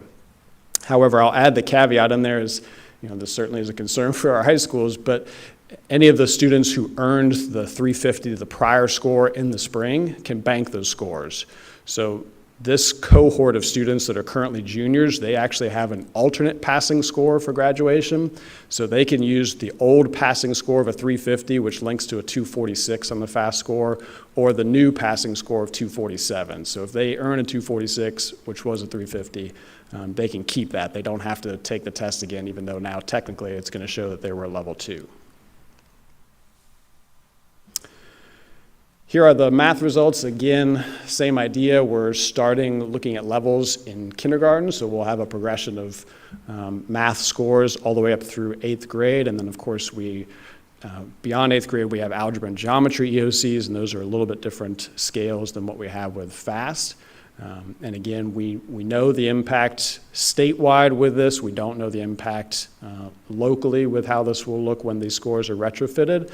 But I can say the one that stood out to me the most was our 8th grade scores. So if you look at 8th grade statewide last year, we had 55% of 8th graders statewide that were a level 3 or above on the old FSA linking score. With the new fast cut score, the state reports that 41% of those students will be proficient, which is a 14-point drop from where we expected to be in the spring. So we certainly, again, as I said, tampering our expectations for what these results can look like.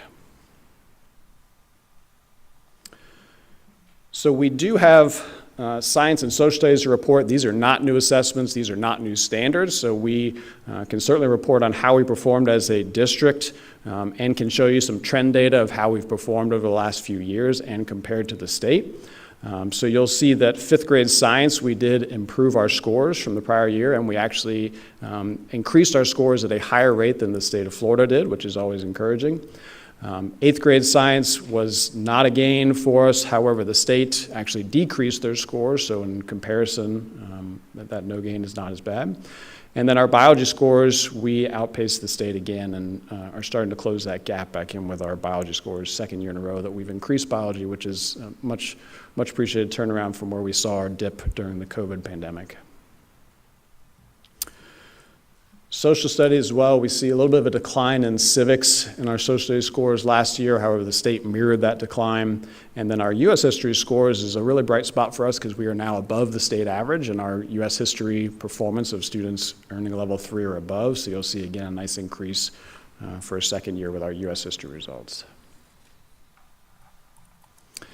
And then I also wanted to share some of our acceleration data, as that is a part of not only our high school grades, but it also is a part of our district school grades. So we saw some very positive trends in high school acceleration last year. So ACE English General Paper, which you all recall is the standard senior English course that we now offer to all of our seniors at all 7 high schools. We went from a 55% pass rate in 2022 to last year a 66% pass rate, which is phenomenal. So again, that's most of our seniors across the board taking that test, and 66% passing a college level exam is excellent. Our advanced placement pass rate last year, you probably saw the press release from Mr. Christian, but we tested more students than ever before last year in AP, and we had the highest pass rate that we've ever had in AP. So even though we are increasing our access to these courses and encouraging more students to take these challenging courses, we're certainly not lowering our expectations or level of rigor. We're actually increasing the success of our students, and that's a big attribute. Certainly kudos to our teachers in those programs that are getting those kinds of results. And our industry certifications also saw a nice improvement last year. So you can see about 200 industry certifications earned last year more than the prior year. So we certainly like seeing that trend. So very positive trends in our acceleration at the high schools last year. So I will pause there. That's a lot of information on state assessments and school grade before we dig into the data dashboard. Are there any questions about any of that? Thank you, Mr. Whitehouse. I'll actually just begin. I have a quick question and then a comment. So going back one slide to slide 12, looking at that civics number, is this also the time frame where civic standards have changed? So were they tested on new civic standards last year? I know that that's been a conversation in Tallahassee. Yeah, so it'll be new civic standards on the assessment this year. This year, okay. And actually, if you look across our district, we had a number of schools that improved on their civic scores, but we also had a handful that went down. And in most cases at schools where the civic scores declined, we had new teachers, we had teacher turnover due to retirements, et cetera, and they're just learning the content. I think we went out of school where there might have been a teacher that was out for a good portion of the year, which certainly impacted the scores as well. But we definitely had schools that improved their scores in civics last year. Okay, thank you for that. So the new civic standards are for this upcoming school year and not reflected in these data sets. Okay, great, that helps me with that. And then just from a comment standpoint, just because I think it is important for clarification, and in the Florida School Board Association Advocacy Committee, we had quite a bit of conversation about this. just about how the state still essentially has a bell curve in a way. And so when we think of how we all want passing grades, we all want A's and B's, absolutely, but essentially the way the state is putting these scores out, at least for this first year, is still in a bell curve kind of way. And even if you're improving, they're going to change that level so there's still the same percentage number of D's and F's in the class. And so those of us who've gone through school all our lives and know the difference in a teacher that grades on a bell versus a teacher who doesn't, just understand the state is looking at it from a bell curve perspective. And so even those that potentially are making gains, we don't know that yet based on all the things that you've shared here, but even making gains, then the goal line is going to move so that you can continue to stay in the bottom of the scores. So anyway, am I misspeaking there, or is that accurate? That's very accurate, yes, ma'am. Okay, all right, just wanted to make sure, because I think that we had a lot of conversation. School board members around the state are concerned about that thought process, and perhaps that's something that we even can talk about with our legislators in Tallahassee, but I would have hoped that we would have already had this information, and I know it's not on us, it's on them, but with us heading to Tallahassee next week, it would have been helpful for us to have real perspective to say, this is exactly what is happening in our district because of this philosophy. So anyway, okay, those are my thoughts. Thank you so much, Mr. Whitehouse. Other comments, board? Dr. James. I'll just echo what Chair Campbell has said. We should always be showing continued growth and improving our student data. But we do also have to acknowledge that the goalpost continues to move, and it's a moving target. And so while we are always going to strive to continue to improve the delivery of our instruction, someone is always going to fail in the state. Even if everyone was an A school by grade, someone would be failing because the state has decided that someone has to fail. And so the transparency there is important. And I think the data that has been presented thus far this morning acknowledges that we have areas and pockets that are showing improvement and other pockets that are showing deficits.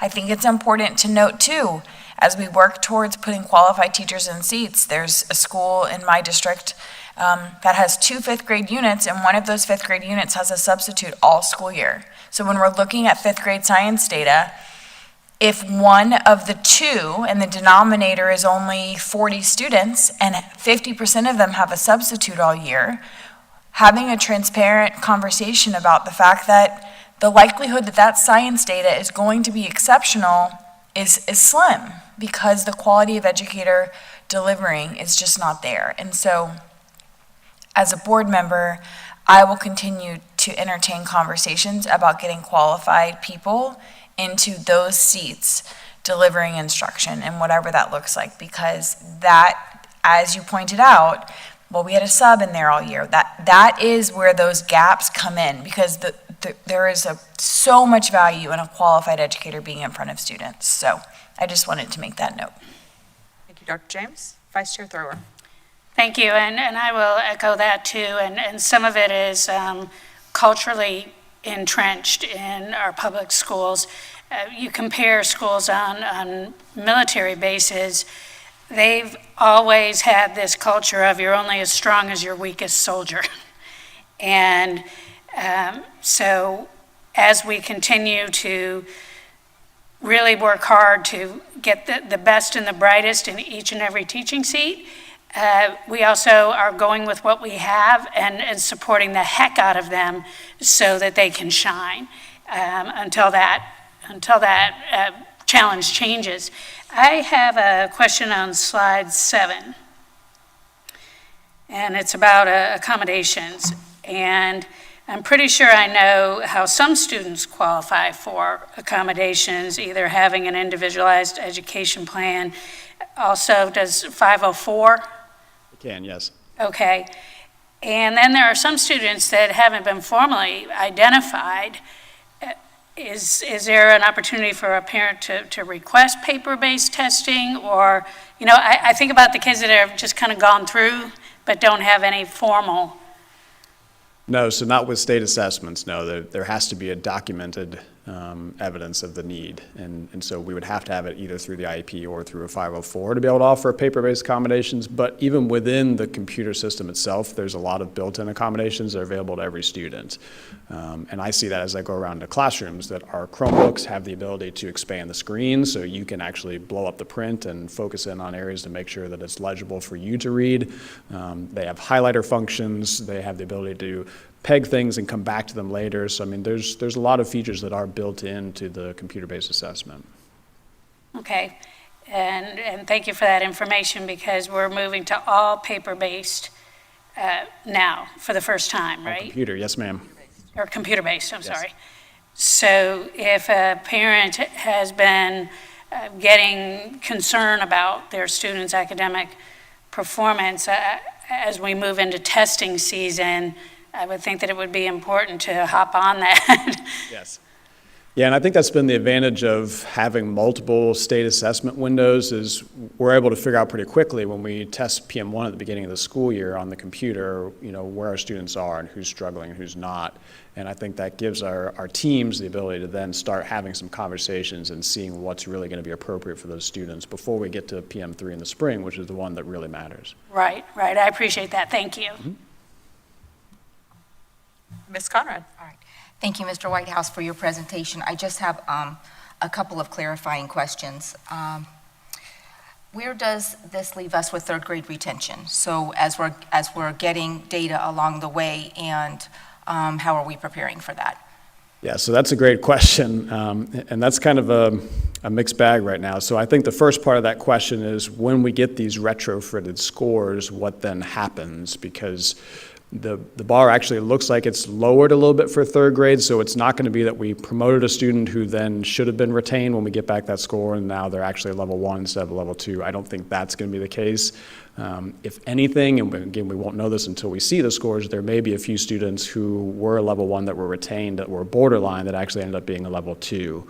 In which case we can use a mid-year promotion for them, which is built into our student progression plan, and so we have opportunities already, established in our schools for how that can transpire. So I think that part will be okay. To your other point, how are we monitoring that this year? So, once we take progress monitoring window 1 at the beginning of the year in September, we identify very quickly who are those students that are level 1 at the beginning of the year, and then start looking at what other supports are needed for those students, and also looking at a portfolio process for those students early on in the year. The portfolio, if you remember me sharing about this last year, has gotten much more complicated than it used to be.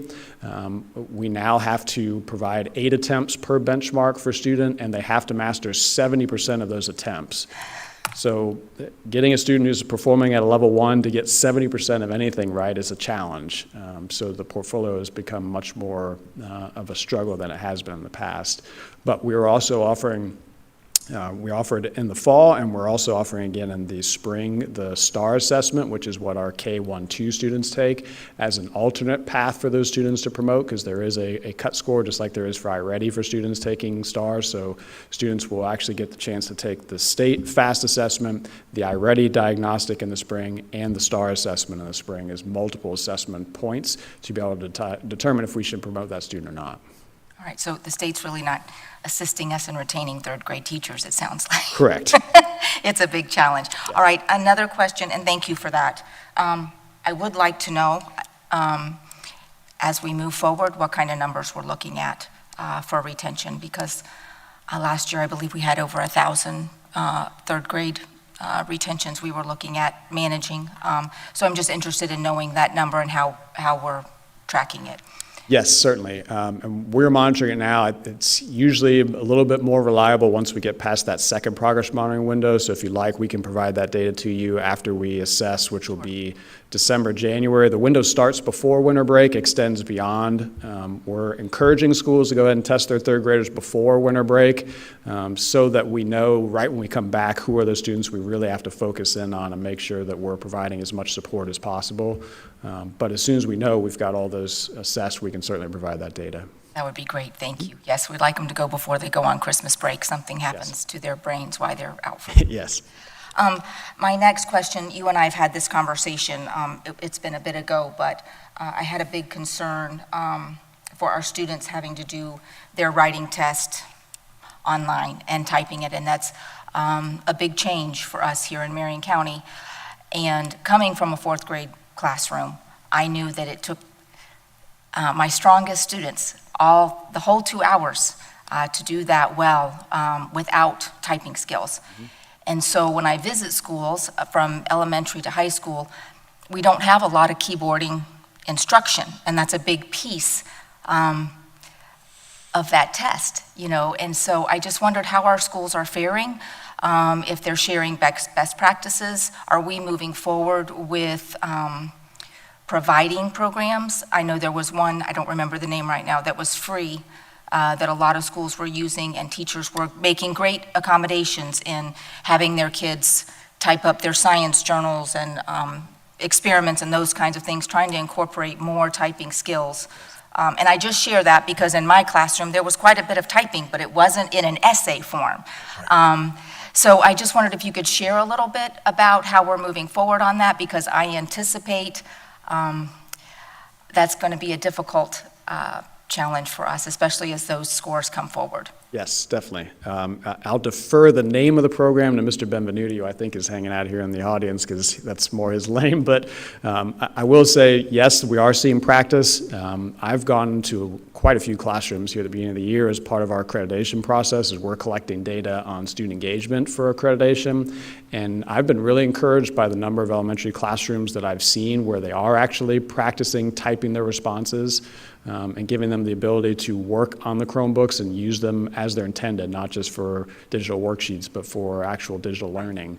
And that's part of our conversation too. When we gather that data, we meet with the principal afterwards, we really talk about the digital learning aspect and how we can start to build more of that in to give students greater opportunity to utilize those Chromebooks, because we have Chromebooks everywhere now, and that's the benefit. But you're right, it's building in that opportunity for more practice. So we're seeing it. The other part of that is on our end for our demand writing assessments. Those are also computer-based now, as well as for our third grade, so that we can start getting earlier practice for them. Even if it's not a lot of practice, it's at least some practice. I think the other thing that will help is the state giving the flexibility for 120 minutes up to half the day. So for all students, that's not just students with extended time. So that will allow students who are a little bit slower on the typing to at least have that time that they don't have to really feel quite as rushed to get their responses in. Okay, I appreciate that. I didn't know that was an option.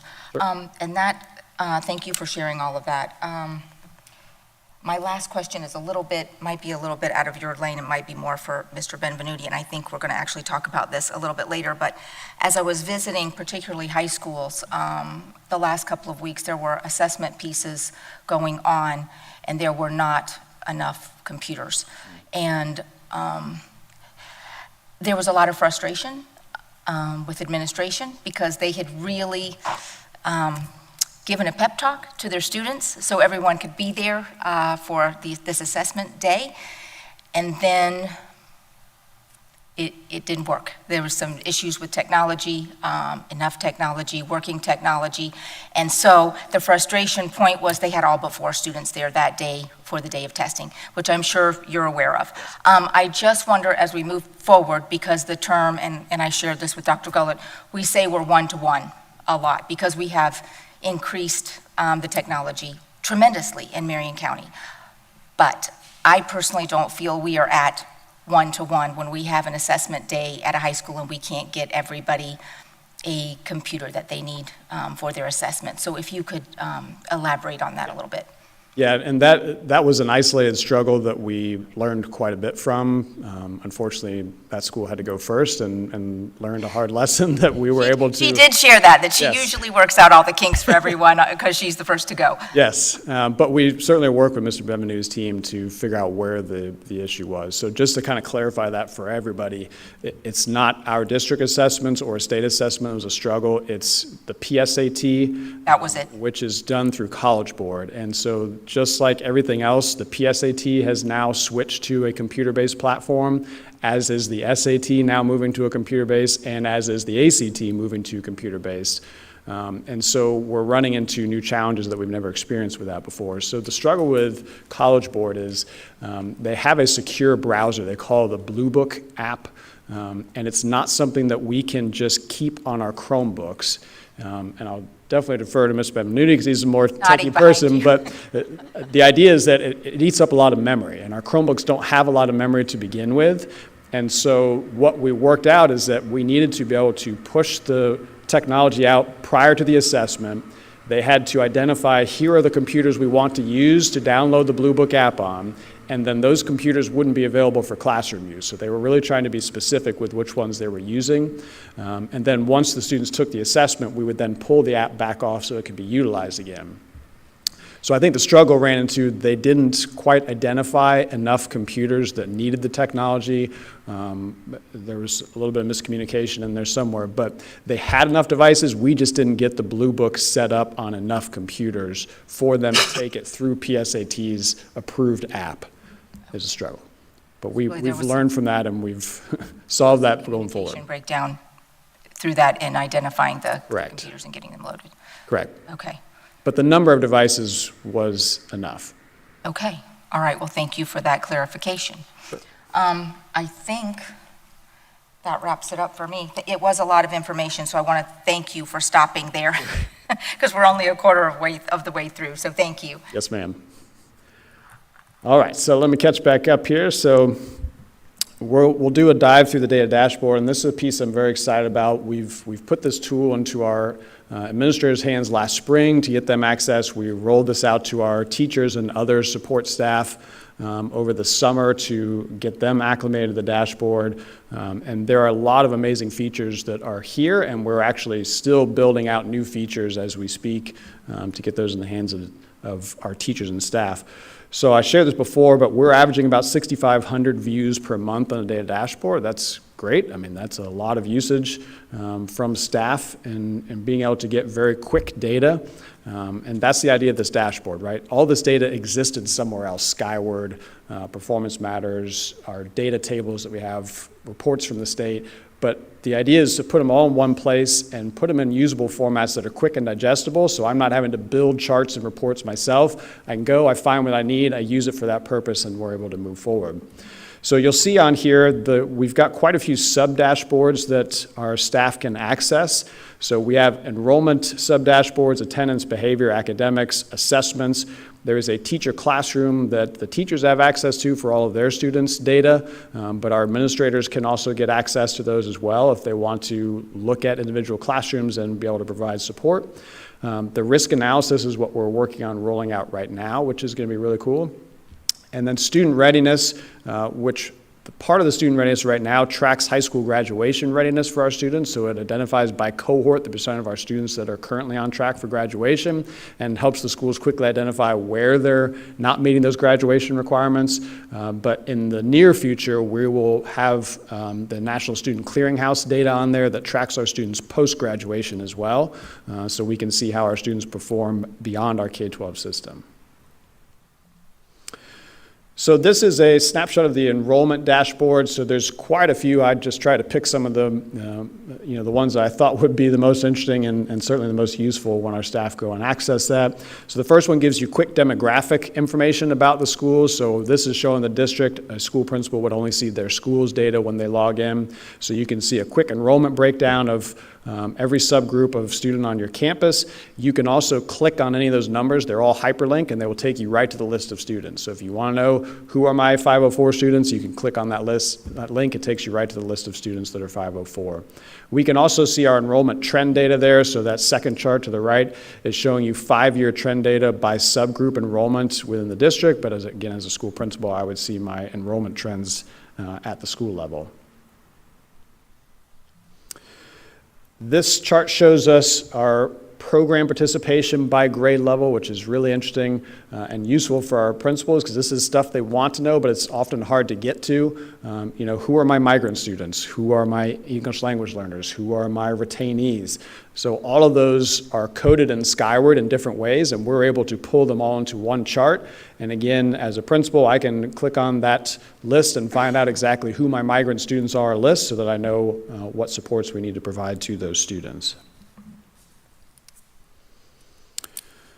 This next one shows our enrollment tracking. There's actually a mirror image to this as well for withdrawals that helps our schools track their withdrawals on the other side of that. So you can track in a rolling calendar, number of enrollees, number of students that enrolled yesterday, how many enrolled this last week, how many have enrolled since the start of the school year, and it breaks it down by ESE students as well as ELL students. So again, as an administrator, I can see, okay, we had a new ESE student enroll yesterday. Do I know who that student is? Can I verify that we've got all the right information to make sure that we've got the supports in place and we've got that student scheduled appropriately? And so it gives very quick, actionable data to our schools. Attendance data, which I know you all are very interested in. There's quite a few attendance reports on here that our schools can access. So the first one shows, again, our enrollment numbers, but also shows us in a rolling calendar how many students were absent last week and how many students were absent yesterday. So if this is a Thursday, it would show me how many students were absent on Wednesday. Again, I can click on that number and it'll give me the exact list of students that missed school yesterday and their reason that they missed, whether it was an excused or unexcused absence. And you can also, if it's Friday or Monday, you can also see Friday's numbers. And so it will say yesterday, but really it's the last school day. So it tracks as well for us our year-to-date attendance percent, average daily attendance rate, also shows you the last 30 days and the last week. Below that, you'll see a week-by-week trend. So that's actually comparing the last 3 years of attendance week by week. And so you can see very quickly as a school where the peaks and valleys in daily attendance occur, identify what that week is, and be able to say, okay, what can we do proactively to try and prevent that dip? We've seen 2 years in a row now, we get the same dip, same time of year. What can we do to be proactive this year to make sure that we're not losing our student attendance during those weeks? So again, just gives them really quick, actionable data that they can work with. This chart, this sub-dashboard here is actually all focused on chronic absenteeism. There's quite a few charts with chronic absenteeism they can look at, but I showed you the two that I think are the biggest ones we pay the most attention to. One shows you overall what percent of our students right now are chronically absent to the far right, so that means they've missed more than 10% of the school year. But the really useful thing about this chart is the two bars that are next to it. So there's nearing chronic and trending chronic. And so that's our students who are 90 to 92.5% daily attendance rates, 92.5, 95. So those are the students that are trending in the wrong direction. And how can we identify those students and intervene before they get to the point where they are chronically absent? So again, if I'm a school principal, I can click on that orange bar and see who are my kids that are getting close. It'll take me right to the list and we can figure out how we can intervene. And not just principals, obviously guidance counselors, our homeschool liaisons, all those staff members could access this and be able to track that data. So next to that shows you a breakdown by grade level, so we can also identify, are there grade levels of concern? Is there one grade that has more chronically absent students than others? And you can see for our district right now, it's our younger grade levels and our middle school grades that are experiencing the highest rate of chronic absenteeism. High schools, surprisingly, senioritis has not kicked in because they're right about the same point as all the rest of the grades in high school. But again, you can drill into those. You can filter out by teacher. So if we know that first grade is where we're seeing the most chronic absenteeism, I can filter for my first grade teachers and identify, is there a classroom that has more than the others? And we can really work to try and intervene within that classroom. This shows you from the district level, we can actually see chronic absenteeism rate by school. So again, as mental health and wellness is looking with their department, how can we provide strategic support throughout the district to make sure that we're intervening where it's needed? They can very quickly see where are the schools with the biggest needs to try and help and intervene within those particular schools to improve their attendance rate. This next one I know is Attorney Power's favorite. This is our geospatial heat map. Shows us, again, this one focused specifically on chronic absenteeism. So right now it just looks like red blobs on the map, but as I zoom in, it will actually take me right down to the street level, and each student that is chronically absent will appear as a dot, and you can hover over that dot for that household and see how many students, because in some cases we have 4 or 5 students living in one house and they're all chronically absent, and so that's identified on that map. So then as a school leader or as a district support person in our social work department, we can actually look at, are there geographic areas where we're seeing really large numbers of students missing. And it could possibly be a community issue, right? Maybe it's a community transportation issue. Maybe it's a childcare issue. But it could be a number of things. But it allows us to say, okay, here's a really big area where if we can get in here and solve this problem, that's 25 kids that will be coming to school more often. And so how do we do some community outreach into those areas? So again, just puts very actionable data into the hands of our school administrators. We also have behavior sub-dashboards, and again, there's quite a bit of data reports that our administrators can look at, but I just want to focus in on a few. So just like with the attendance, we can track year over year, week over week behavior data, so we can see that we're actually a little bit below where we've been in the past, but again, as a school administrator, I can see where are the peaks and valleys in student behavior, where do we tend to see spikes in behavior year over year, and how do we proactively prevent that from happening when we start approaching those weeks.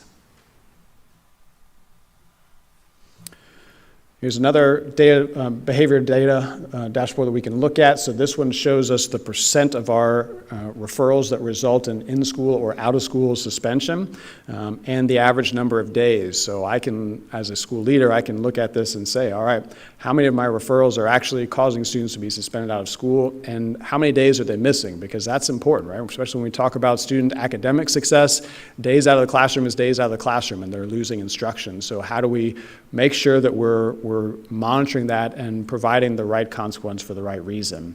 So just like anything else, those are all hyperlinks. So if I want to click on that link, I can see exactly which students were suspended out of school and how many days they've been suspended out of school, which is very important as well for monitoring our ESE students, because they're capped right at 10 days for school year. They can be removed from their learning environment. So as a school administrator, I can see that list very quickly and say, okay, this child's already been removed 6 days. We've got to really come up with a better plan for how we're going to support this child. The one below that shows us a month-over-month comparison by level, so we can actually track level 1 referrals, which are more minor incidents, level 2, level 3, and level 4, year over year, to see how we are comparing from one year to the next.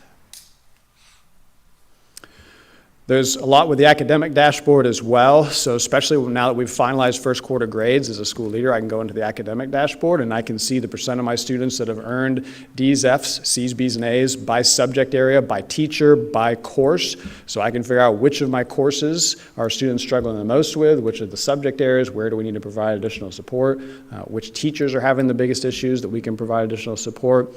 So this just shows you a pass rate for our ELA and math by grade level, so we can see very quickly from a district level where we're seeing more struggle from our students in subject areas, and then how do we help and provide support from a district level into those subjects. Also, with our academic data, we can track our students in our accelerated courses, and this is really important. As you know, every year we report Title IX reporting on student access to accelerated courses by subgroup. And so we can track that data right here in the data dashboard very easily. Every school can monitor it themselves.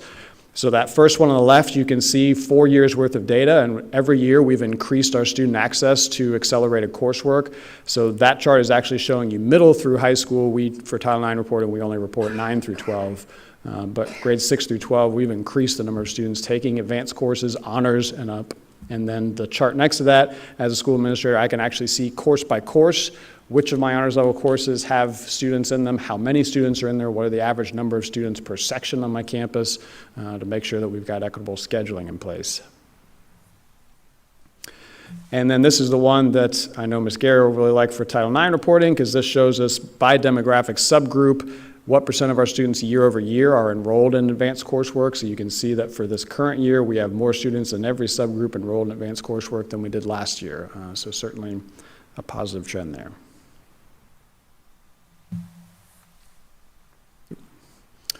So we also have an assessment dashboard on there, which right now has all of our state and national assessments. So all of our FAST data from last year, all the prior FSA data is loaded, all the alternate assessment data is loaded in there, all of our K-1-2 data is loaded in there, PSAT, SAT, ACT, all of those scores are loaded in there for schools to be able to disaggregate very quickly. So this one shows you our progress monitoring data from last year on FAST. So you can see PM1, PM2, PM3 for ELA and math. And again, all of those charts are hyperlinked. So if I want to see who are my level ones right now on this assessment, I can click on that red part. It'll take me right to the list of students that I can then determine what interventions we need to put in place. My favorite chart within the assessment dashboard, which I've been going around the tour of the district trying to help administrators learn to use this tool because it's really effective, is our gainer stickers and sliders. This is showing us from one assessment to the next how many students are staying the same, meaning they have not improved a level. They've stayed a level 1 between 2 assessments or level 2. How many of our students, which you'll see that orange diagonal chart, those are all the students that did not move between assessments.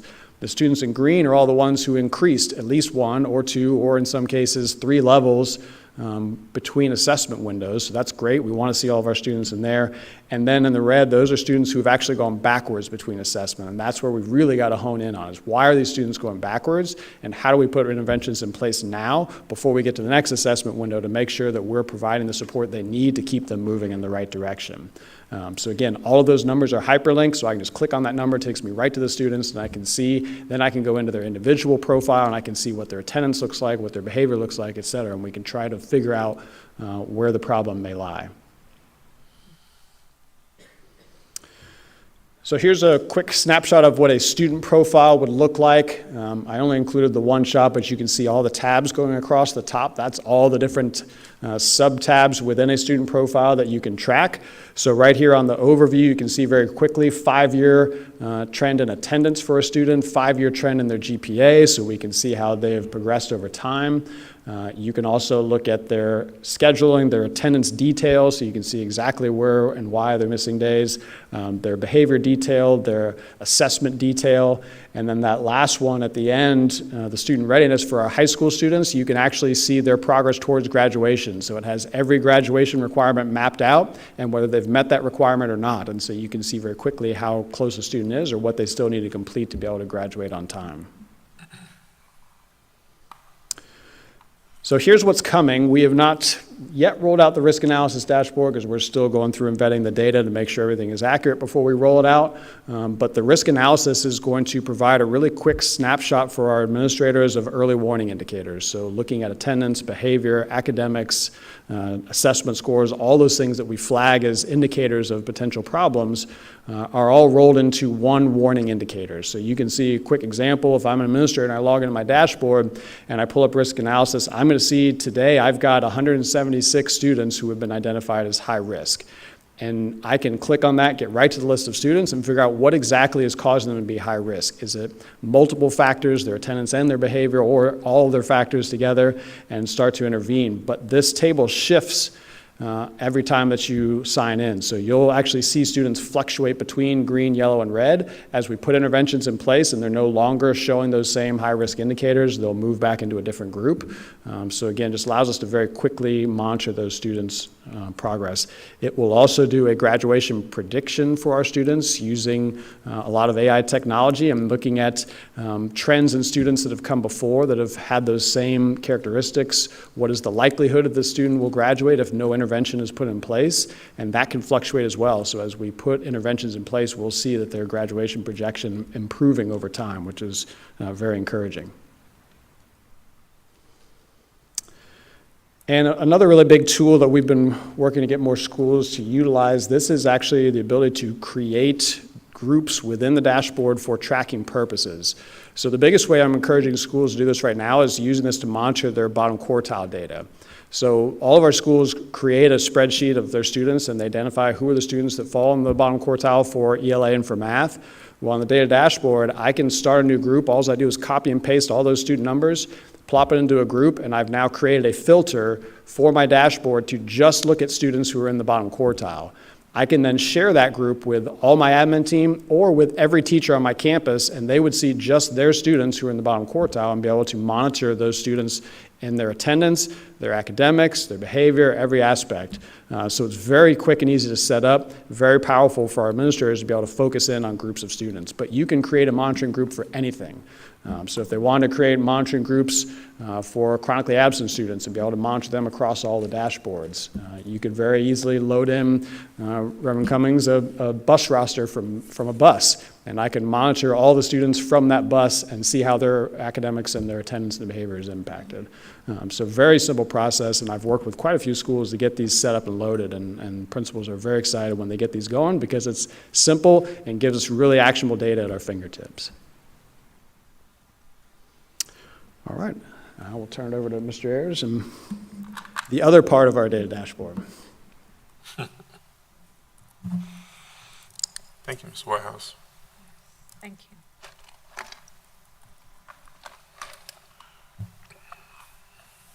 you. Good. Yeah, still good morning. The next part of the data dashboard with PowerSchool is our predictive enrollment analytics program. This is now coming on board. It's not fully on board yet, but what this program will allow us to do is when we forecast enrollment for students, is it'll allow us to understand trends and, historical trends and predicting current trends. It'll make us use data-driven decisions using the data that we have. It'll ensure proper resource allocation. We're in the process of developing 2 new schools. What will those schools look like? What will their needs be, not only for general student population, but possibly our ELL status or our ESE status of those students? And the big thing is collaboration with experts that PowerSchool will provide that do this for a living. And they'll utilize all our data, not only the school's data, but local community data as we look to predict enrollment. It is a strategic planning initiative that we're using for this so that we can plan proactively instead of reactively. It'll help us use past data and analyze the current data. It will also provide more accurate and more timely enrollment predictions to help us plan better for long-range planning and short-range planning. There's geographic mapping tools that they use that also looks at changes in our community. As we're looking with these impact fees, the number of communities that are coming on board, they don't just look at proposed planned communities, but they have contacts without their system for when COs are issued. They also look at address changes. They have contacts with the post office where they look at the number of address changes within the county, not only to shift to see who's moving into the county, but where they're shifting in the county. And so we're very excited about that. One part that is on board now is the My School Locator portion that they have. Currently, what we've used in the past, when you're trying to find your school zone, we go out to the property appraiser site, which is sort of clunky. It's accurate data, but there's multiple steps of how to do that. With the My School Locator, it's one-stop place for parents to be able to go, type in either a current address or a proposed address, shows them exactly the schools that they're zoned for that address. It gives them basic school information, how to contact the school where they are. But then it's also a mapping feature. This is my house. This is how I can go to the school, either by walking or driving. And so that is very excited. That we've gotten some positive feedback already because that's live now. And the schools are using it as well as our parents. And so that's our predictive analytics programs for now. Are there any questions?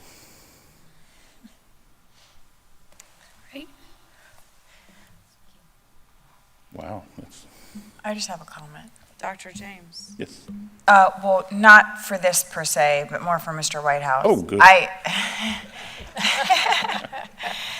just wanted to say, having been an administrator who had to VLOOKUP Excel spreadsheets, as many administrators have had to do in the past, this tool being available and expediting just time as I would say is the most valuable resource.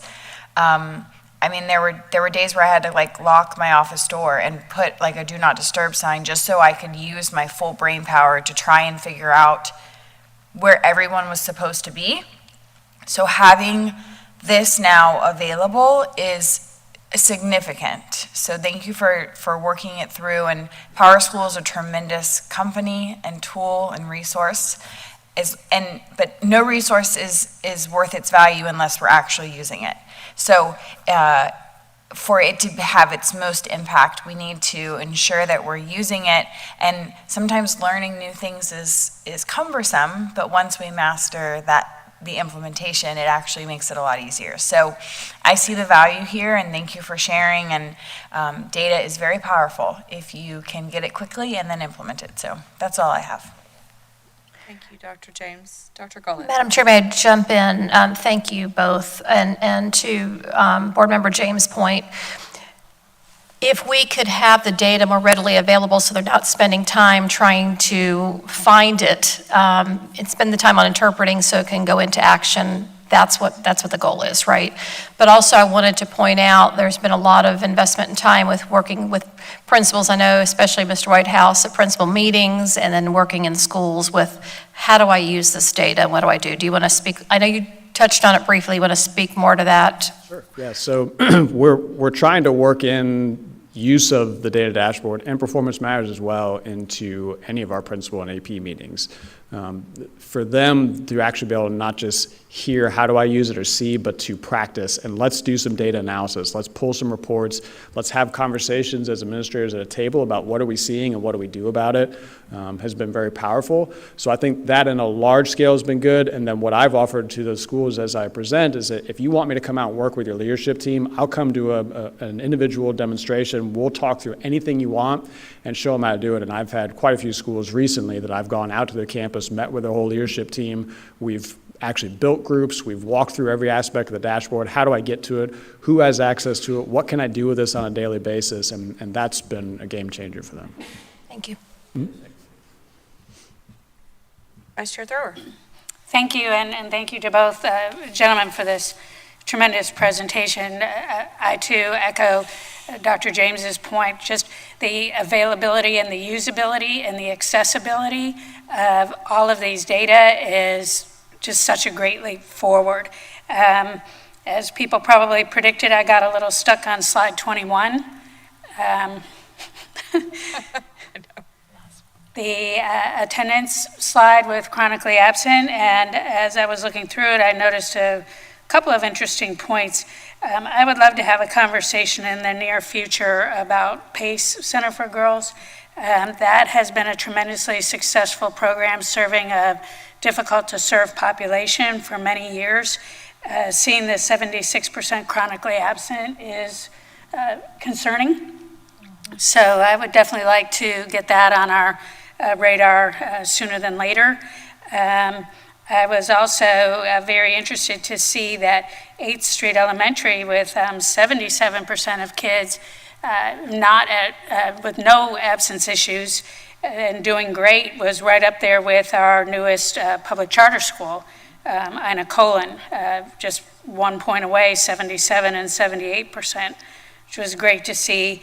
I remember when I first started getting these reports as a school board member and thinking, gosh, but you're clicking on the schools that are at 95 and 92%, every day. What is Ocala Center for Success and Independence? They're really getting it right. Well, that's the jail. Exactly. I can't go anywhere. Yeah.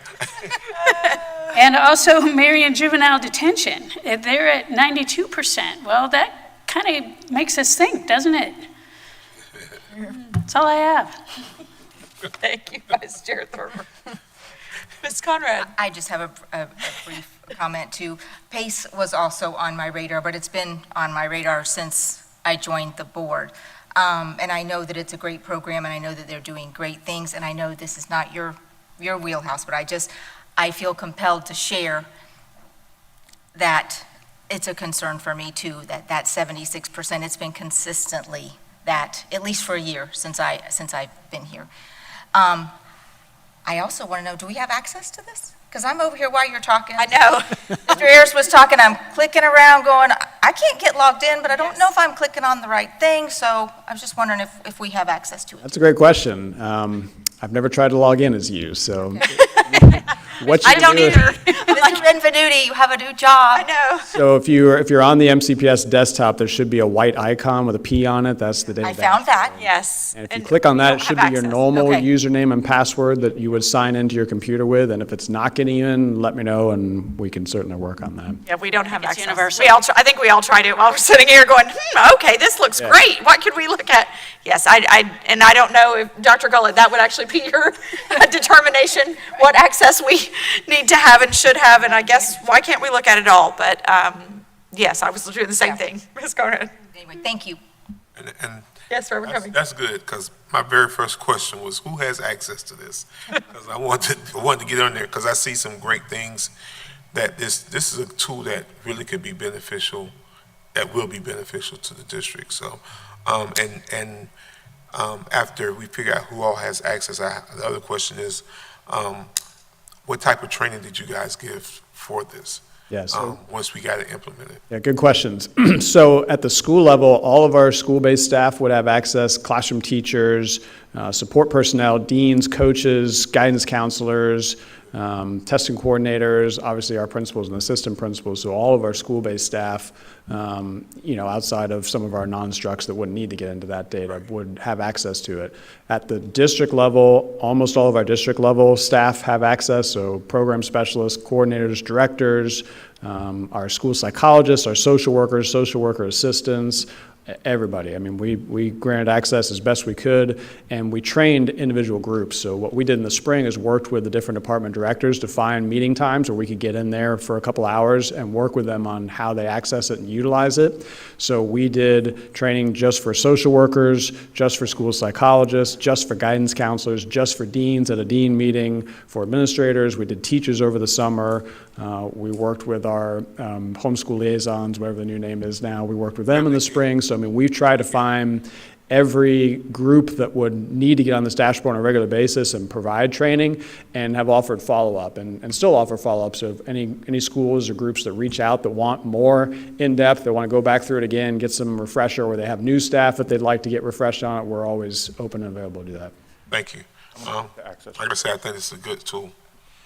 In speaking to access real quick, as the individual charged with safeguarding student information, you have access to this, to the students that you have skyward access to. So if you're a teacher, you would have access to your students, not the whole school, or school-based individuals, because we operate on a need-to-know basis as we protect and secure student data. Because in this dashboard, like Mr. Weil said, you can drill down to some very minute information, and we've got to protect that student information.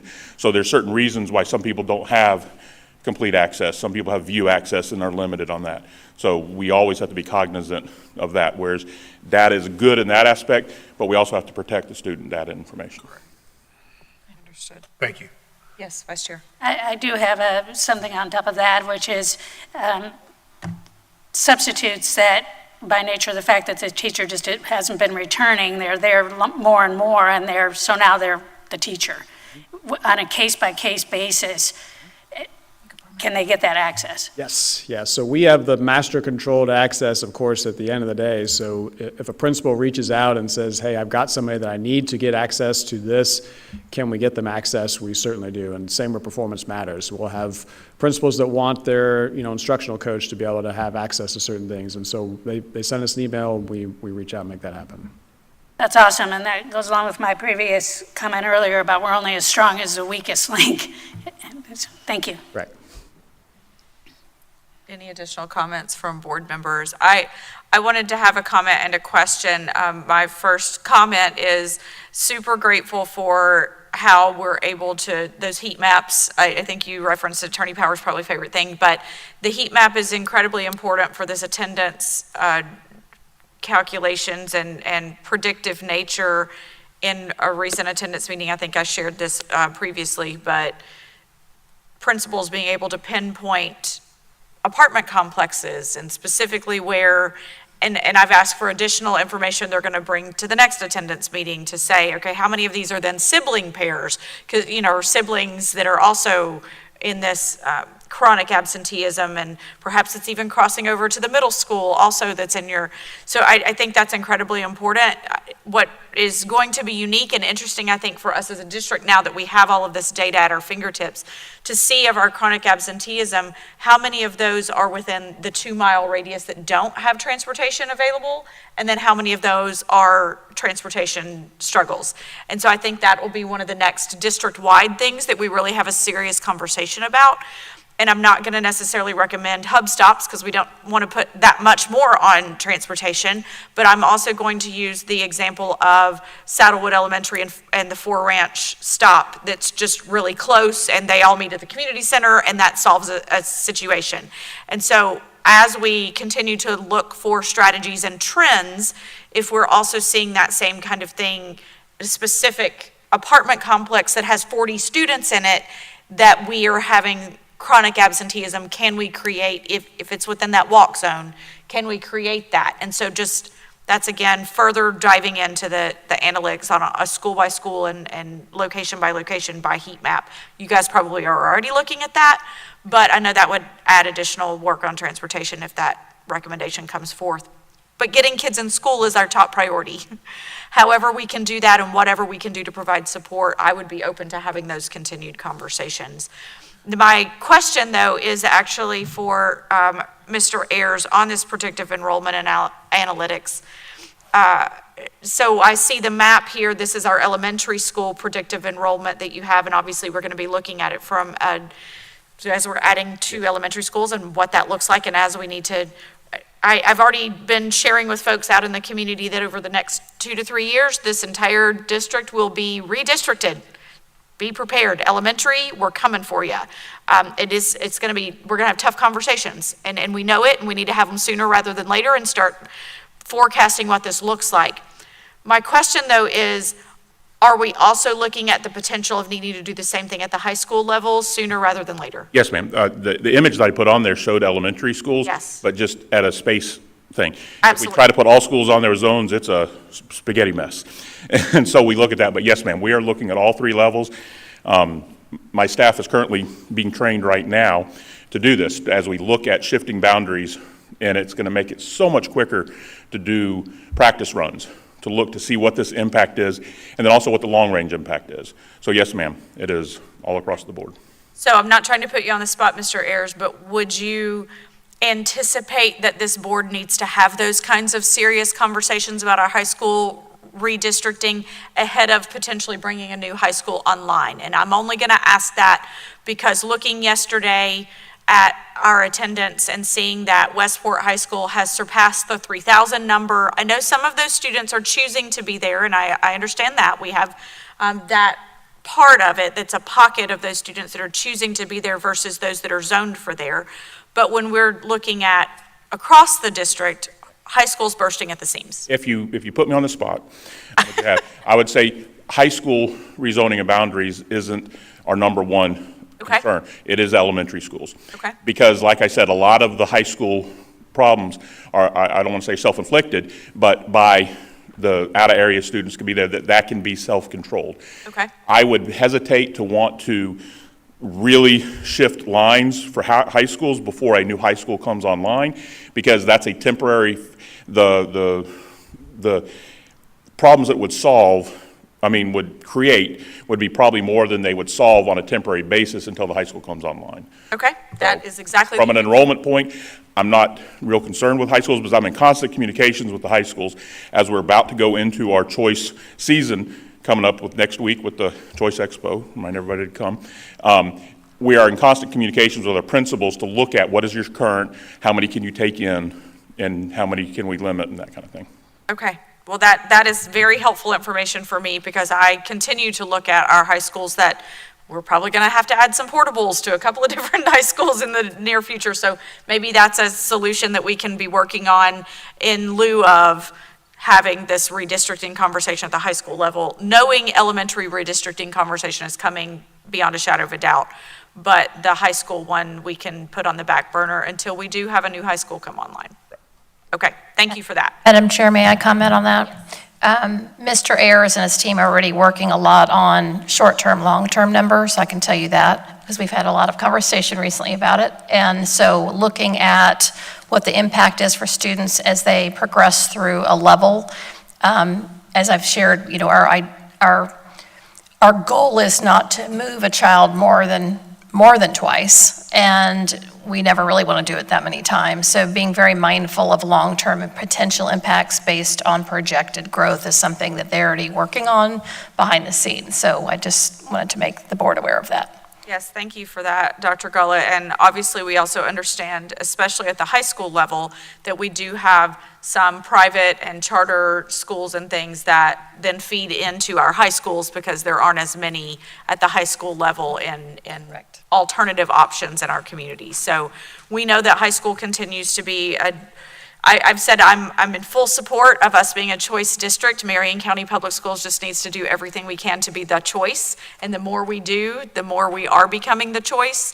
And specifically at high school, I'm seeing that moving forward as a trend in the right direction. Okay, any other comments, questions, thoughts on this data dashboard and state assessments presentation? Hearing none, is there any public comment on this particular agenda item? Hearing and seeing none, thank you so much, gentlemen. Appreciate the work that you all are doing diligently. Board, we have 2 more robust presentations coming before us. Would we like to take another quick 5-minute? 5 minutes is good. 5 minutes. We will take another recess at 11:26 a.m. Thank you.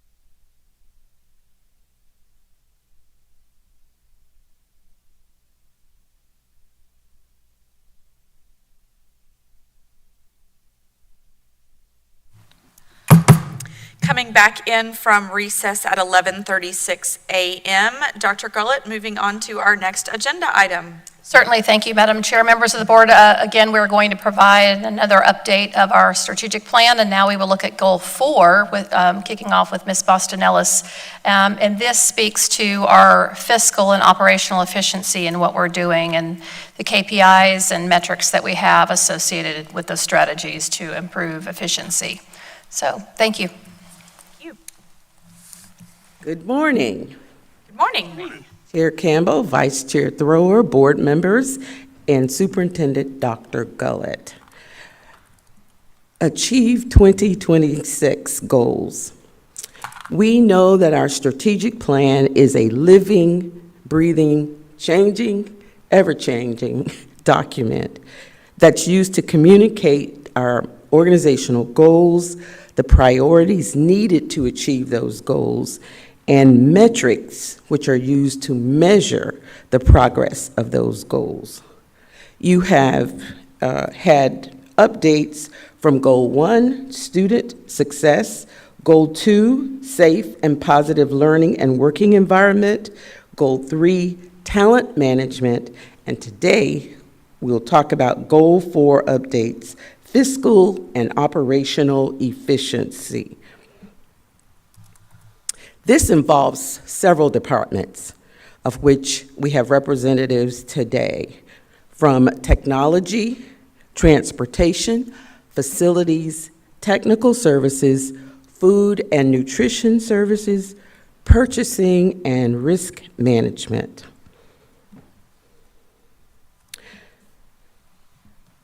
Again, our 2026 goal is fiscal and operational efficiency.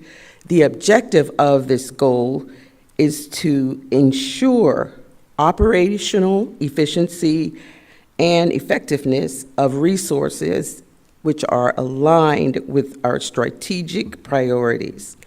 Our outcome metrics, they are specific data that we collect to assess the extent of which expected outcomes have been achieved. There was baseline data set in place, and in most instances, and each department will discuss the outcome metrics and where we are in meeting those goals in our effort to meet the Achieve 2026 timeline. You'll notice that we are making progress in some metrics, but we are also in the process of reassessing metrics and other areas as well. We will begin with Goal 4 update from technology, Mr. Richard Benvenuti. He is the Director of Technology, and he'll be followed by Mr. Eric Ostanek, Supervisor of Transportation, Mr. Robert Knight, Supervisor of Facilities, Mr. Sean Duncan, Supervisor of Technical Services, and Ms. Ramona Belcher, our new Supervisor of Food and Nutrition. Followed by Mr. Rick Collins, who is our Purchasing Specialist, and to round things out, I will come back and discuss our risk management. So we'll begin with Mr. Benvenuti.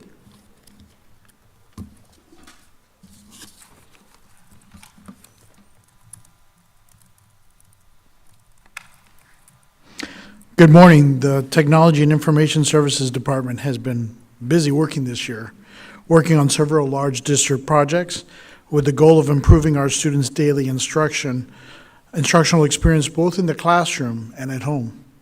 To begin, we recently completed the Emergency Connectivity Fund grant project. The initiative provided funding to school districts to support students in remote learning at home. As part of the project, we were able to distribute over 12,514 Chromebooks to students with events at 8 different locations.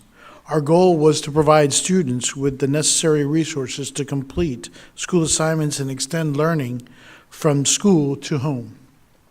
We are grateful for the support provided by our schools and community members in making this possible. In addition to providing support for remote learning, We also made changes to classrooms this year to improve everyday instruction. One significant change that was made was that we were replacing all smartboards with interactive flat panels. The technology change will provide teachers and students with uninterrupted instruction, as the panels are not dependent on bulbs, necessarily projectors. Furthermore, we have installed 209 audio systems across 11 schools to help increase student engagement, improve focus, and reduce teacher voice strain. These changes will have a significant impact on learning experiences and are part of our ongoing efforts to improve education at our schools. We also understand that enhancing the learning experience of our students is a top priority for our district. To achieve this goal, we have equipped our classrooms with Chromebooks that provide access to digital resources, educational apps, and interactive content for both students and teachers. This enables educators and learners to benefit from a range of tools that are centered and cater to different learning styles and requirements. Our school district has recently purchased additional Chromebooks, bringing the total of the devices in the district inventory to 47,640. We want to ensure that students have access to technology they need to excel academically. This last bullet point emphasizes the importance and significance of improving our existing SharePoint environment by transitioning from our locally managed SharePoint environment to a web-based environment. This change will offer access to more features while still retaining the security and the control that come with managing it on site. We strongly believe that this transition is crucial to ensure that our students and staff have access to tools and technologies that will enhance the efficiency in the work environment. Additionally, our instructional technology team has been hard at work this year. They've been focused on professional learning opportunities for schools and teachers. We offer a wide variety of training sessions ranging from interactive flat panels, audio systems, to the Canvas learning management systems, all designed to help teachers get digital resources into the hands of their students. In addition to traditional forms of professional learning, such as in-person or virtual learning, the team is also working on enhancing professional learning library for teachers to access just-in-time offerings. With the development of the instructional technology SharePoint page, teachers will be able to access step-by-step guides and videos to help get them on-demand learning opportunities. This year, we have also established a digital impact teacher cohort that meets throughout the year to expand their digital skill set through professional learning offerings and opportunities for collaboration. Schools were invited to select one participant per school to participate in this group to bring back the knowledge gained back to their schools' campuses. Lastly, the team is partnering with schools this year to design and develop the vision of EdTech schools in Marion County. To gain insight into the use of the implementation of technology in the classroom, we have partnered with 8th Street and Osceola Middle to explore ways to provide students with opportunities to engage in a technology-rich environment that enhances teaching, fosters learning, and develops essential life skills for all students. The goal of Q1 was focused on creating the digital learning environment for students through training on classroom devices and teachers organizing their classroom courses, classroom Canvas courses, to allow for efficient ways to get resources to students. With the foundation set in Q1, the schools are now transitioning to Q2 to connect technology integration tools in planning and instruction. Through participation in the collaborative planning session and providing direct feedback to teachers, the learning gains insight into what support and professional learning are needed to support technology in the schools. In addition to work in these two schools, we developed an EdTech small group at Forest High to gain feedback on the high school perspective. The knowledge gained from the EdTech school pilot will be used to expand this project next year to other schools. And now we will be transitioning to Mr. Ostanek to provide a transportation update.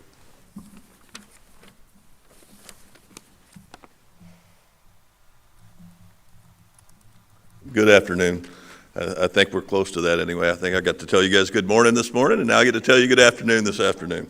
My part is with transportation, obviously, and strategy 4B is to provide reliable and safe bus transportation. Next slide.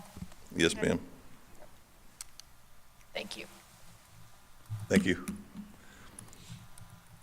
So my part is to provide reliable and safe bus transportation for our students. And we do that through various ways that we've discussed previously.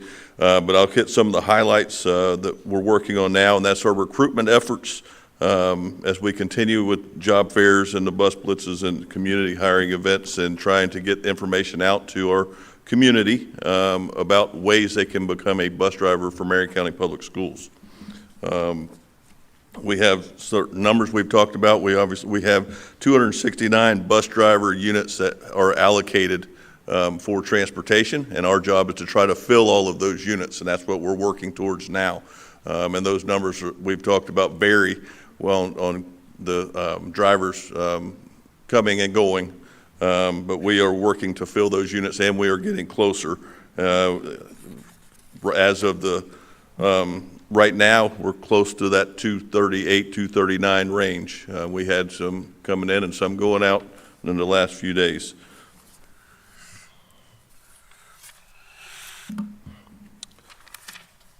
Our daily average driver attendance is 93%, which is we're striving to keep improving. There is areas there for growth. We have improved on that the last few days. As yesterday and today, we only had 4 drivers out each day that were call-ins. So we are improving in that area. Daily attendance reports are shared through each zone. And we also have daily attendance as emphasized during our meetings. That's during our safety meetings that we have monthly. And we also are able to disseminate information to our drivers through those meetings.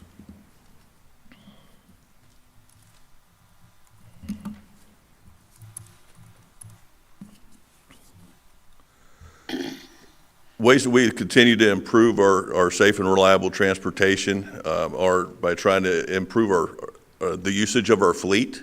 And through that, we use our GPS data for tracking, trying to determine, okay, how can we reroute buses and in our transportation department to be able to be more efficient and increase our on-time arrivals through finding ways that can, maybe it's travel areas can be improved because there's less traffic in certain areas, and we can reroute to other areas and for pickup to be able to get to the schools faster and a little more efficient. And maximizing our fleet usage through whether it be including vans in the fleet or taking our buses and transferring them to certain zones if we have a little heavier passenger load in certain areas, that kind of thing. And I believe that is all right now for our transportation update. I am going to pass it along now to Mr. Robert Knight.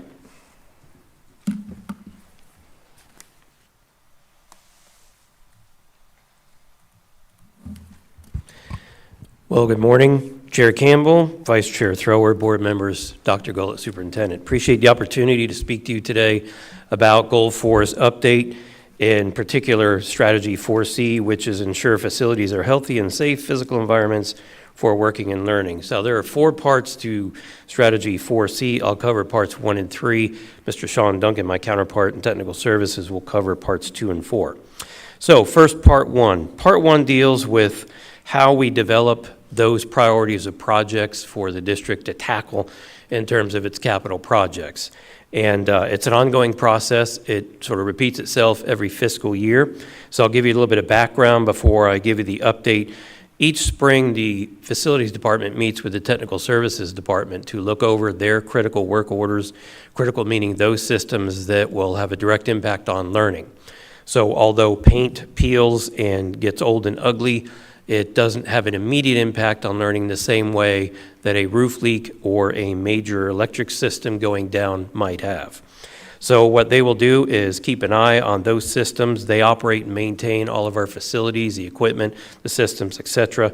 And when it comes time in the spring, they sit down with us and categorize all those critical systems, and there are 4 of them: mechanical, electrical, plumbing, and structural, which for most schools has to do with roofing and building envelope. So we sit down together and prioritize those systems that are in need of replacement, either because they have outlived their useful life, they may not be a piece of equipment we can get parts for anymore, or even be able to utilize or work with anymore. And so those are targeted for upgrades and or replacements in their entirety. We then develop a priority on how to fund those different systems. And again, priority being those critical systems which will have the most impact on learning and stop learning from happening. So we've already, in this fiscal year, 23-24, it actually started in the spring, before 23-24 took effect, where we sat down and worked on those priorities on systems that need to be replaced. We worked through the summer with the finance department on the funding that's available for it, and recategorized again so that we could cover what we could. And then the board on September 26th approved the 5-year district facilities work program. We actually listed it as the master work program that gets submitted to the state. And we're well underway on the 31 new projects that we have this year, plus the 20-plus projects that are rolling over that are either A, still ongoing, or B, now moving into closeout phase. So we have over 50 projects on our plate we are working on. Most of those 31 we've already scoped out. We've already started talking to designers, even though it's been just barely over a month since that program got approved, and well underway into getting things into design and, of course, eventually into construction. So we continue to assign the funding priority to those systems each year that most impact learning, and of course, those are the ones that we begin first once the board approves a work program. And most recently, within the last year or so, there's been a renewed focus on those facilities that have chronic or multiple system failures. Maybe it needs a roof and air conditioning and even electric and lighting upgrades. And so we're assessing those facilities to see if it would be best to replace the facility in its entirety rather than spend 3, 4, 5, or multiple years beyond that replacing various systems, because the more times we're back, the more chance of interruption to the school year until we get that work done. So the update simply is that we've already started in the spring. We've progressed through the summer with the funding piece. The board has approved the master work program, and we are now engaged in the scope writing and designing for all these various projects. And I'll pause for a moment, see if there are any questions on this slide, since I'll be introducing Mr. Duncan here in just a moment. Certainly at the end of 4C's presentation, there'll be an opportunity to ask additional questions.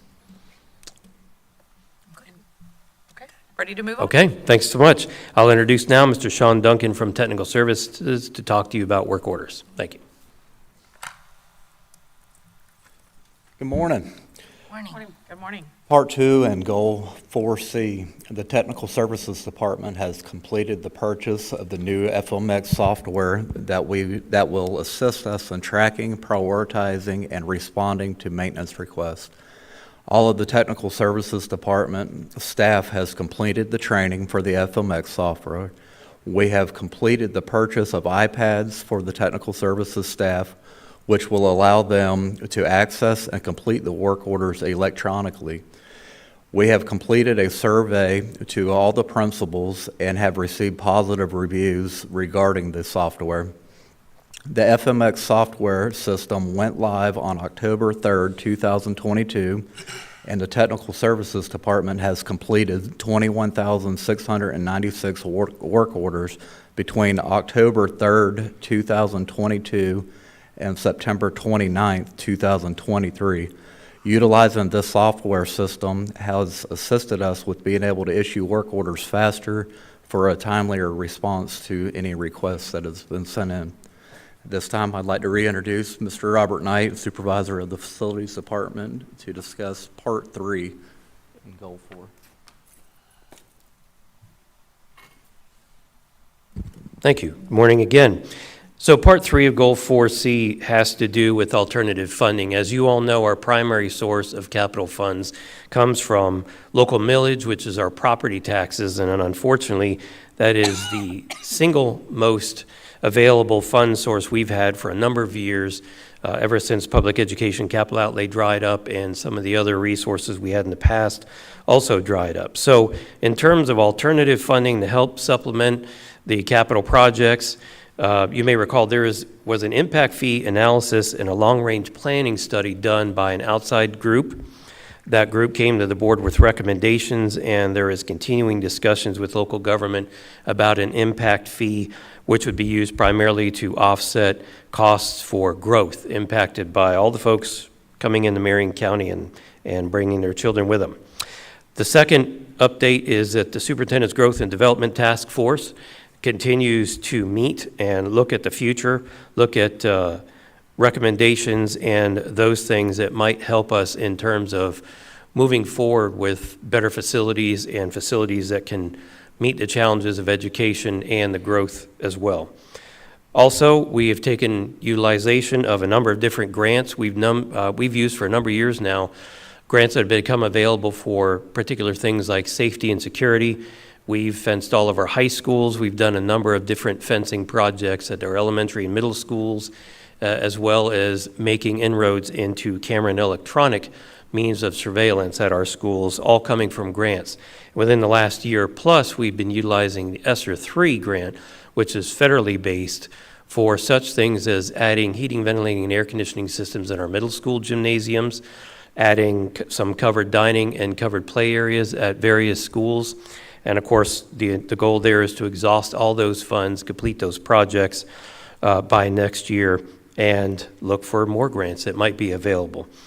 Finally, there is a push for a loan, and that loan is in the process of being applied for. I believe that's more of a finance discussion item, but we are heavily engaged with them. That loan will go and pay for new schools and new classroom wing construction, which will allow us to help meet our growth needs around the county. So with that being said, I will turn it back over to Mr. Duncan once again for an update on air quality items. Thank you. Thank you, Robert. For Part 4 and Goals 4C, the Technical Services Department has secured a vendor and has issued contracts to purchase UVC lighting to help enhance air quality in our heating, ventilation, and air conditioning units throughout the district. The installation of the UVC lighting will help ensure our HVAC systems operate more efficiently, will reduce routine maintenance needs, and will help ensure that airborne viruses are eliminated. Air quality is essential in ensuring a healthy, safe learning and working environment. The Technical Services Department has continued after-hour installation of the UVC lighting throughout the district, and we will continue to do so until all the UVC lights have been completed at all the locations receiving them. At this time, I'd like to introduce the Supervisor of the Food and Nutrition Services Department, Ms. Ramona Belcher, to discuss Strategy 4D.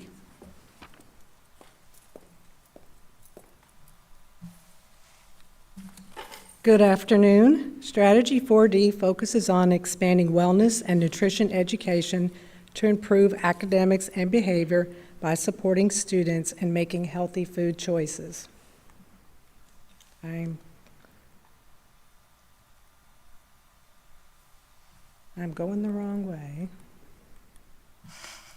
Here we go. When it comes to school performance, there are many factors that come into play, but one of the most important is nutrition.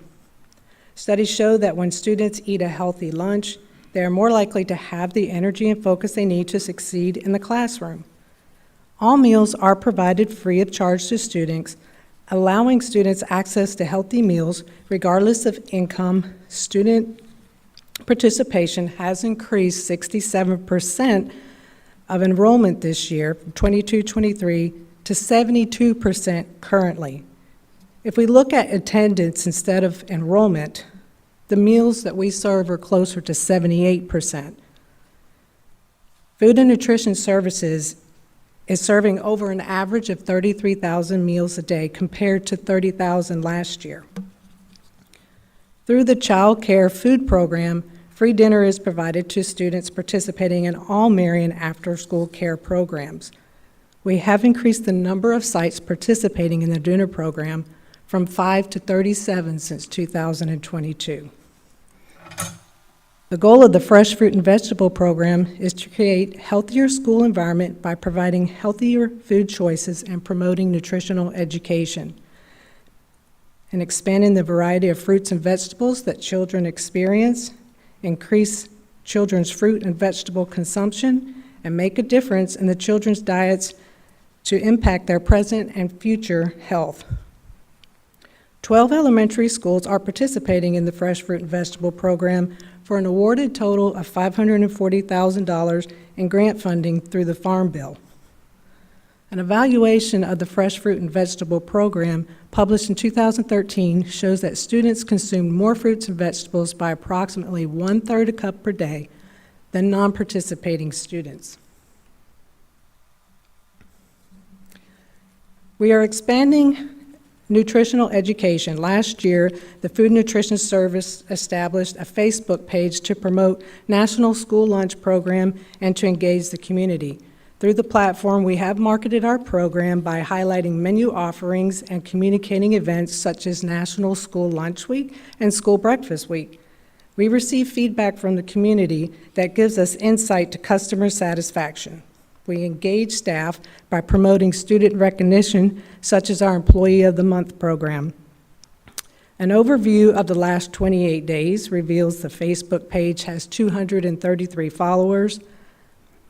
Our post reach is 1,988. We have 695 engagements, and we have shared 217 photos to date.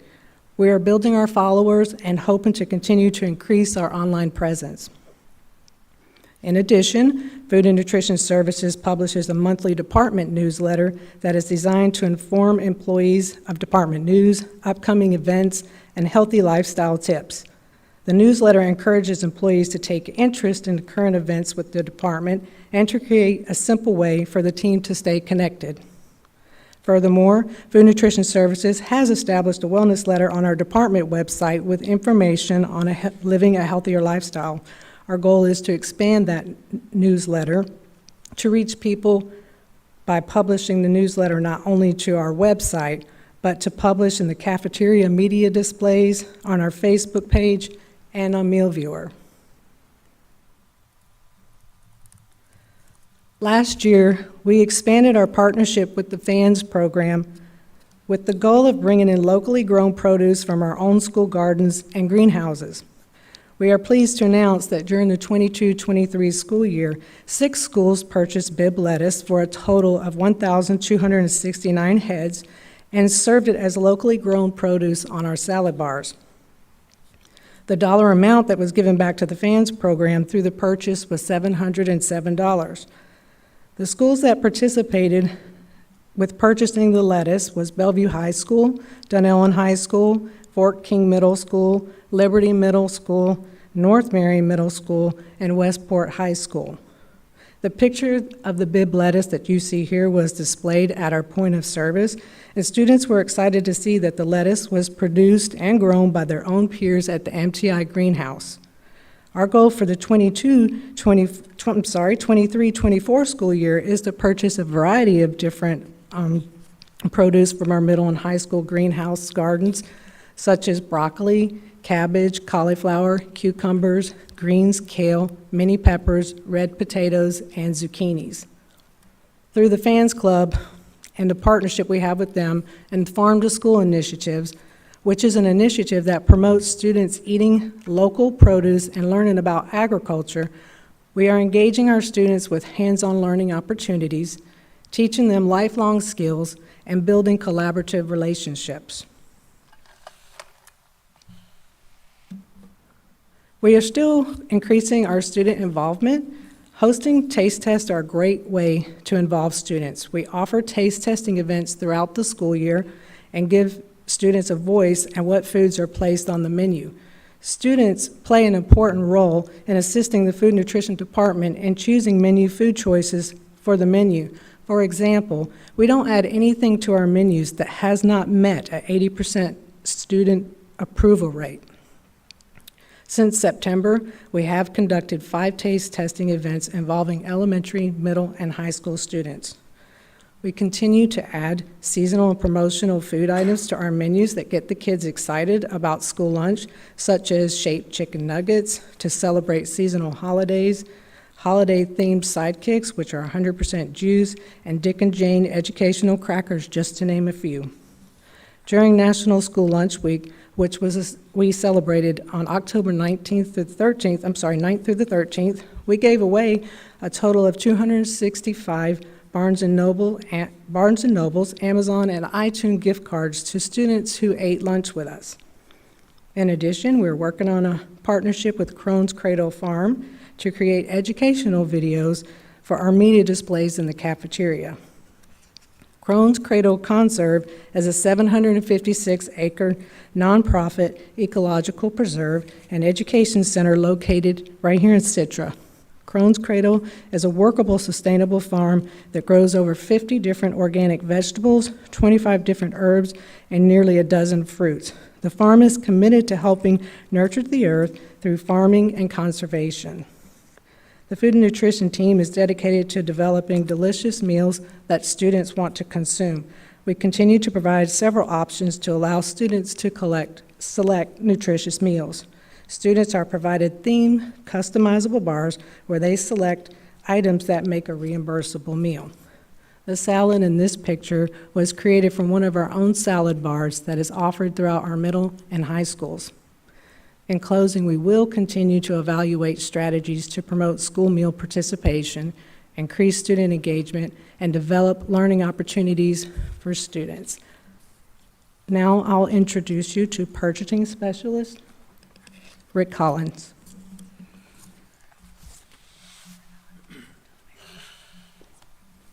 Good afternoon. Key activity 1 of strategy 4E was to explore, let me get this slide going here. Explore the use of a web-based bid and contract management software to streamline the bid process to increase efficiency and reduce errors. I'm happy to say now we have an agreement in place with VendorLink. We are currently updating our solicitation documents with information and revised forms so they can be used effectively on this new platform.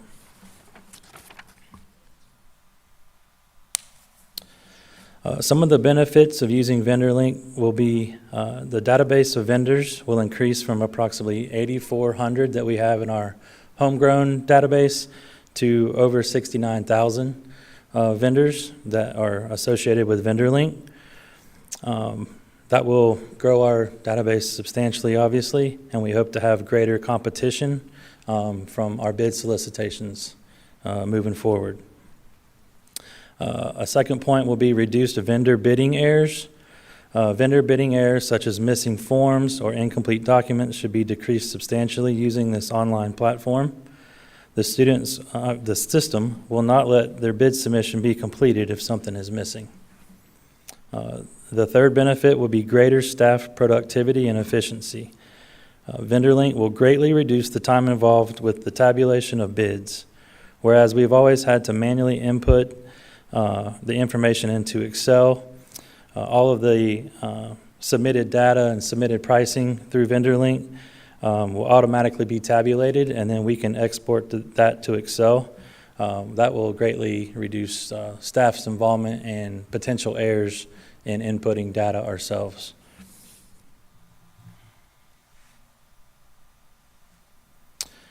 Key activity 3 of strategy 4E was to establish innovative ways to increase procurement training for district district employees in the purchasing process.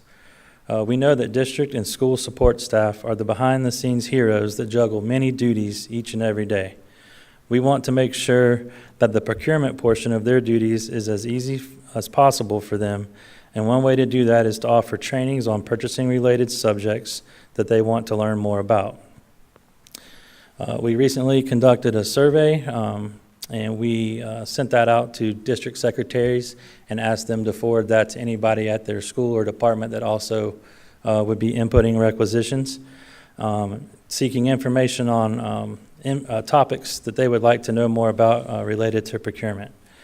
The three top areas of interest that we got back were properly inputting requisitions in Skyward, making service-related purchases, and the contracting process related to their purchasing needs.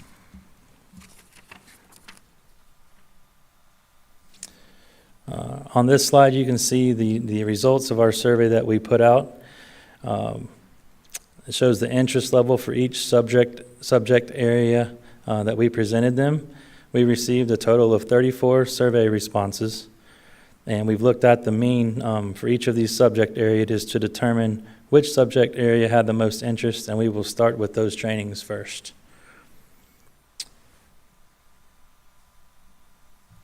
Early in 2024, we'll begin quarterly trainings, and we will provide these to school and department support staff based on the data collected from the survey. We want to be as flexible as possible with our trainings, so we may do some via Teams and others in person, or in a small group setting in our office if they would like, or on location at the school or department. Likewise, we'll do one-on-one trainings anytime somebody requests it. So anytime we have a new secretary or clerk that would want to know more about purchasing, they could definitely come and visit us, and we would be happy to train them. After each training that we conduct, we'll ask for feedback on the training itself and as to how effective it was, and ask for suggestions on how we could make it better in the future. Key activity 4 of Strategy 4E was to expand piggyback contracts where appropriate to optimize savings. The purchasing department's goal is to constantly search and look for and review available piggyback opportunities that will benefit the district. This data that shows on this graph, we measured the number of purchase orders that we had processed between July 1st and September 25th. And the number was 2,673. And then we looked to see of those purchase orders, which ones were piggybacks, which ones were from our own in-house bids, and which ones were just through quote processes. This data will be used kind of as our starting baseline moving forward to measure piggyback usage. Let's see. The red portion of the graph shows the purchases that were made utilizing piggyback contracts. We want to increase the utilization of piggyback contracts where and when applicable as a means to garner better pricing and have some of the built-in protections that come from contracts. Over time, we want to shrink the light blue portion of the graph. This section indicates the purchases made that were not covered by a bid or a contract or a piggyback contract. Thank you for your attention, and now I'd like to introduce Ms. Boston Ellis on to discuss strategy updates for 4F.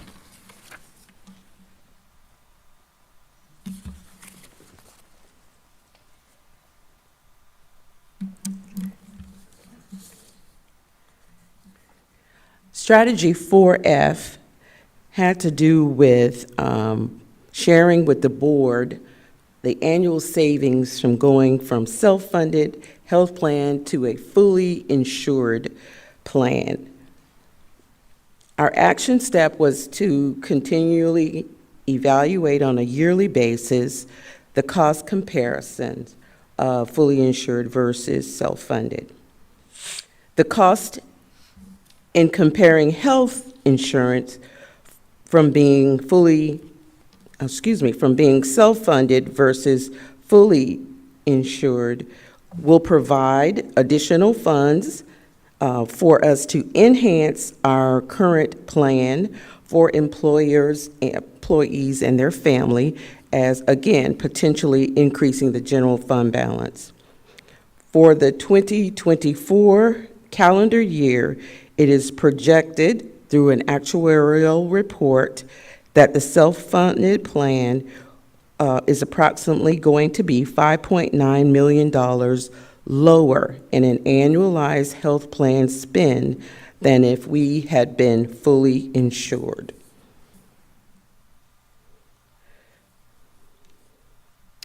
The estimated savings is made up of the following. The administrative expenses are 1.3 million lower under self-funding.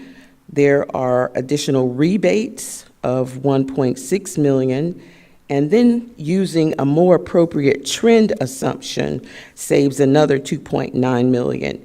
And between the three of those items, that savings, as I stated earlier, is 5.9 million. This savings has allowed us to make decisions that will impact our employees. Some of the items that were introduced for the 2024 plan year include a specialist copay on certain plans that did not exist previously. The deductible is decreased for single and family coverage. Plan 1, which is the free plan, now covers some brand medication. You may recall that in the past, that only covered generic. So now Plan 1 will cover some brand medication.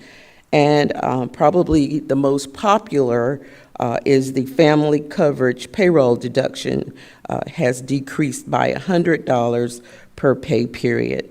And I may want to add here that this was a result of a survey that the risk management department did. They found out what was most important to our employees. And as on this slide, you can see the last year, the difference was about 5.9 million. And the projected for 2024, again, is 5.4 million last year and 5.9 million for the 2024 calendar year. The only thing I want to add here, we did have increasing our fund balance as one of the strategies, and we are re-looking at that because you may recall we brought a policy to you, 6235, creating another category called committed. And what the committed basically does is set up a restricted fund balance, and we have about $8 million in that pot right now. So we need to go back and rewrite this so that it includes not only the committed, but the unassigned as well. A part of the unassigned is the 3% that the legislators require of us. So there is about 2% or 2% over that 3% currently, 2.8%. So we're going to rewrite this so it includes that committed fund balance. So then that way we'll get to that amount that we're trying to get to so that we can meet any unexpected occurrences where we will need funding. With that, I'll turn it over to Dr. Gullett and to Board Chair Campbell if you have any questions for any of us. Thank you, Ms. Boston-Ellis. Thank you to the whole team. I know this is a board wide-reaching. You've heard from a lot of departments. Thank you to all the operations teams, and I've been out visiting in the last few weeks again and thanking them for their work. So we are available for questions. Thank you. Thank you. We'll start with Vice Chair Thrower. Thank you. My slides are slide 14 and slide 15, and it was just a great overall update, and thank you all presenters for the information. I'm wondering if FANS is still utilizing the greenhouse at Vanguard High School. I know they have toured their greenhouse in the past, and they were doing a lot, and I haven't heard as much lately, so I'm just wondering where we are with that.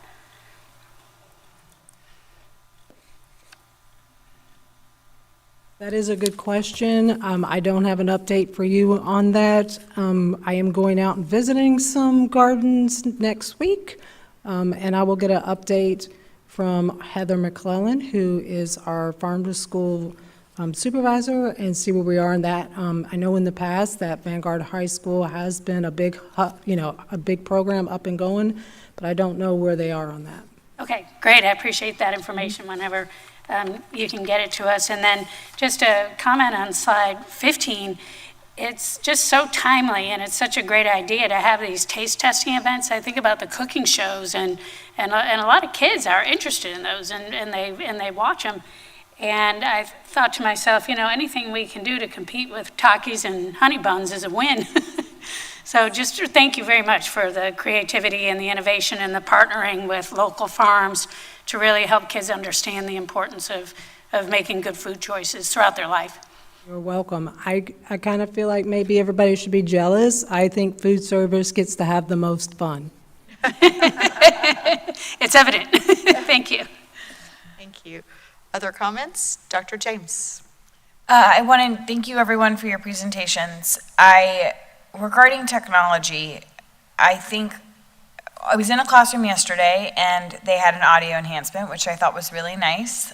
It made it much more clear to hear the teacher, and so that was a great enhancement to that instructional environment. Board member Conrad made a remark earlier about being one-to-one, and so from a functionality standpoint, if we have 45,000 students and 45,001 Chromebooks, then yes, theoretically we are one-to-one. But when you are talking about the functionality on a campus, it's not one-to-one. So when we have devices on Chrome carts in classrooms, which is the most functional way most teachers would say to use the Chromebooks, and then we also have some students taking them home with the responsibility of bringing them back and forth every day. There is a disconnect there with the one-to-one. So while we have one device for every heartbeat, that doesn't mean that every student has a device. And so I just think it's important to be clear that there is a difference between those two, because a lot of our schools would prefer to just have a Chrome cart in every teacher's classroom. That is, in my ideal definition of what one-to-one is that every teacher has a Chrome cart that they can use and a student can get a device in every classroom, because not every student has the environment at home where taking a Chromebook to charge and be prepared for the next day is actually available to them. So I will always look towards continuing to bolster our resources there. But we also have to have the understanding that with enhancing technology comes the extreme expense of refreshing technology. And so with COVID money, we bought a lot of technology, but those resources are going to need to be refreshed, and that comes at a price as well. So I just think it's part of making sure we're clear with the communication. But I don't have any particular question. I just kind of wanted to make that point. I do think that the flat panels, I was in a school and they had the flat panels in the hallway, so getting ready to be installed. So there's lots of technology enhancements that are happening to our classrooms. And so it's all really good stuff. So thank you for that. Transportation update was great. We obviously had an extensive transportation update earlier. So thank you for that brief update. I am so happy to hear that we are increasing our efficiency with work orders and systems and operating procedures.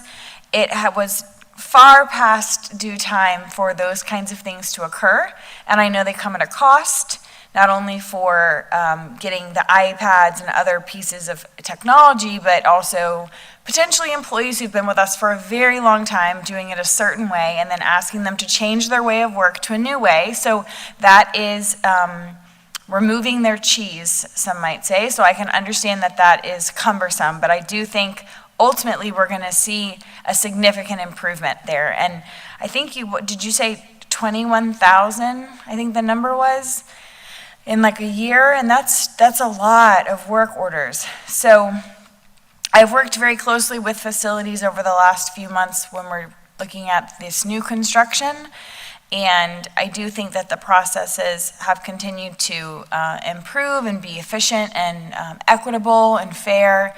I've seen a variety of applications, some of the same names, but some new names, and so I do think that that system is working really well. I've talked about the school lunch program. I love that we're able to provide free school lunch to every student and breakfast My daughter pretty much only drinks the chocolate milk, but that's okay.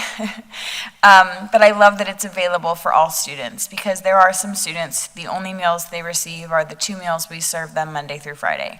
So I will continue to stress the importance of that and maximizing those services. And I love that we're getting dinner to kids in our extended day program. I think that that is also wonderful.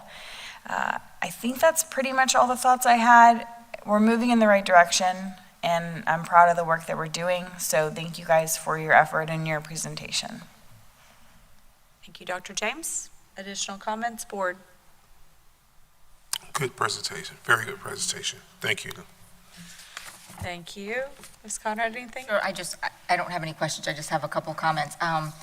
While we were sitting here, I went to the Food and Nutrition Facebook page, so thank you for sharing that. And I was scrolling through all your staff shout-outs there, and when I was looking at your expanding 4D, your taste testing, and you're getting students more involved, I look forward to seeing those posted as well. So thank you for sharing those out, adding that on to just sharing information and letting it be available to the community, so I appreciate that. I just had one other thing. Going back to the one-to-one for technology, and so visiting high schools particularly during testing, but the other issue is teachers do prefer the cart, and so just to paint the picture, for those of you that haven't been in a classroom in a while, the teacher may have 25 Chromebooks in her cart, which works great for first and second period, but then she gets to fifth or sixth period and she has 34 students. And so that's where the gap is created, and students don't have access to a computer in that class. So I just wanted to share a little further how those struggles arise, even though we have a lot of technology available. So just some clarification on that point. Thank you everyone for sharing. A lot of work went into that presentation this morning, so thank you. Yes, thank you, and thank you for all of you. I know you've been here quite some time waiting for this presentation to come to us. My only question is going to be actually starting at the very first slide, and maybe this is a question for Dr. Gullett or for Ms. Boston Ellis, but as we have outcome metrics here that we have established as our baseline and our targets, are there any updates that we feel we should make? I'm going to look specifically at the line that says increase the unassigned ending fund balance, where our baseline was at 6% and our target is 12%. We actually have gone a little bit backwards from that, but is that actually the outcome metric that we need to be looking at, or are there additional outcome metrics within this strategic goal that we should be considering? And that's maybe a little bit more of a global question, but when I think about strategic plan and I'm thinking about metrics and what we are wanting to see, this update has been spectacular, but a lot of these outcome metrics are either devices, there's one metric about devices, and then there are a couple of metrics about buses arriving, and there's one about work orders, and there's one. So are there other metrics that we can and should be considering, or are there recommendations from the team that would say, we've really, over the course of whenever, we've been able to really progress in this certain area, yet the strategic plan, other than these updates we give, isn't actually tracking that success that my department has had. So, Dr. Gullett, would you mind speaking to that? Certainly, and I think it's a great point, Madam Chair. And as you may recall, we talked about how fluid this strategic plan is, and when we started this process, it was a new process for the whole district. So being able to identify key performance indicators was new for many in the district. And so we will continue to evolve, and we do annual updates, so the team is already beginning to look at any changes that might be needed for recommendations for next year, just like we changed the on-time delivery of students to class. It wasn't sufficient enough to say we're picking them up, but they need to be in class on time for learning. So we will we will be looking at updates for this year. I can tell you that there are a lot of metrics that I have and that I ask questions about and look for. They're not all going to make the list because we would have pages of metrics, and I think that's probably unreasonable to expect there on our scorecard, to be quite honest, but there are a lot of metrics that are important in deriving these pieces. The ending fund balance is one portion of looking at when we are borrowing money and doing other things that we have from the investor standpoint, the numbers to get the best rate of our loans. So there's a lot of factors involved with each of these components and not just one in isolation. Whether that changes, I don't know. Would there be more? The answer is absolutely. So we will take a look at what those items are. The other factor that's also very timely, as you all know, that was important to me was to go through the district accreditation process for the entire district, not just our high schools. And so that's well underway, and that is helping to guide with research-based practices some of those items that I think may be missing on here, and we will take some of that data back and look at what those adjustments are this year. Understood. Thank you for that. I know that this is our Achieve 2026 strategic plan, and I know I don't want us to change strategy in the middle of the course of this 2026 plan, but as we've already acknowledged, this is a working, living, breathing document. And so if there are things in year 2, year 3, where we are kind of right now, that we say, you know what, we think we can move this needle in the next 3 years, or what, this board member is open to looking at additional outcome metrics if we think that they fit within the profile of what the strategic plan is touching. And with each one of you who represented various departments and tens and dozens and hundreds of other people, depending on your department, I want to ensure that we are tracking the great work that you're doing. And more than just an update to the board once a year, that we have justifiable data backing it up and that the community can celebrate the work that you're doing. And additionally, if there are those strategic problem issues, I hate using the word problem, but strategic targeted initiatives where we can make additional adjustments from a tweaking standpoint to really pinpoint, okay, here's our baseline, here's our target. We know where our target is, but here are the challenges that we're experiencing to get to that target. Then that's a real open conversation that we can have about it. But we can't have it unless we know where we're really trying to go. So you guys have done a great job taking each one of these and drilling it down and saying, here's what we're actually trying to do in each of these priorities within the strategic plan. And I know we've done that with the various strategies and so forth, but always looking at data. We look at data for everything else, so it's just another area where we can have additional metrics if you find it necessary, Dr. Gullett. With that, I believe there's no other board comments or concerns. So is there any public comment on strategic plan update goal number 4? Seeing and hearing none, thank you so much to the team who has been here with us for quite some time, waiting for that presentation. Board, I think we're all just kind of popping up whenever we have a break that we need. So if it pleases the board, I'd like to go ahead and continue on to item 7.1, which will be our concluding agenda item today. Dr. Gullett. Yes, thank you, Madam Chair. Last item for today. Dr. Varner is going to come forward and she's going to kick off our presentation today on the utilization of those federal dollars, which we've talked quite a bit about publicly. We know that those dollars are going away, but how we've been using them and what the expected outcome is, right? It's not just that we have them, what have we done with them, and what results have we seen already thus far with the dollars that we've received. So it's our responsibility to track that and to monitor that and to share that with the board and the public. So I'll turn that over to Dr. Varner. Thank you. Good afternoon, everyone. I'm going to turn it over to Mrs. Singens because she is going to begin with our presentation this afternoon. So, good afternoon, Dr. Gullett, Board Chair, Vice Chair, and board members. Today we're going to provide an update on the utilization of the federal relief dollars in student achievement.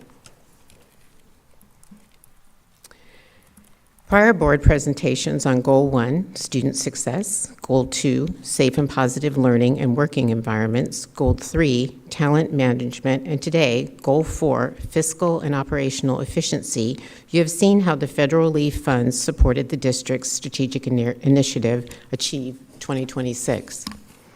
Today, our updates reflect where we started and where we are with the remaining federal relief funds. We started with ESSER 1 in June of 2020. As you recall, these funds were utilized to address continued learning during school closure, extensive preparation to safely reopen schools, and the development of an online learning platform as an option when schools reopened. As we reopened schools, ESSER 2 supplemented the existing relief funds necessary to safely keep schools open, supported high-quality learning environments, and supported acceleration for all students by developing systems and strategies for sustained change. ESSER 3 relief funds continue to accelerate academic achievement while building student resiliency with enhanced student services such as mental health counselors. These relief funds also extended allowable activities to improve air quality in schools. At this time, ESSER 1 and ESSER 2 are liquidated and closed. ESSER 3, the American Recovery Plan, is still utilizing funds and will continue to do so until September 30th of 2024. I will now turn it over to Dr. Varner to share updates on ESSER 3 federal relief funds. Good afternoon again, Board. I will talk about the highlights of the work accomplished and what's currently in progress. So our American Rescue Plan is our ARP, is what we abbreviated as ESSER 3. It began December 17th, 2021, and it goes into September 30th, 2024.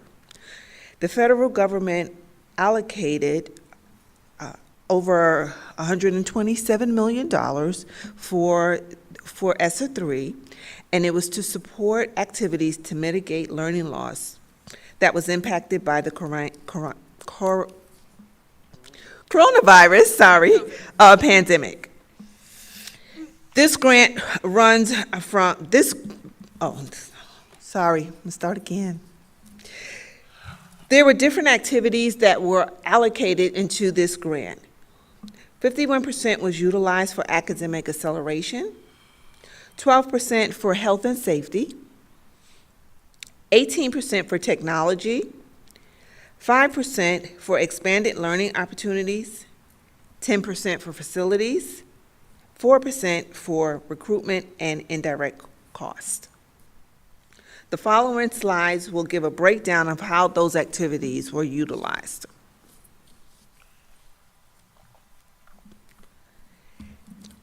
Academic acceleration.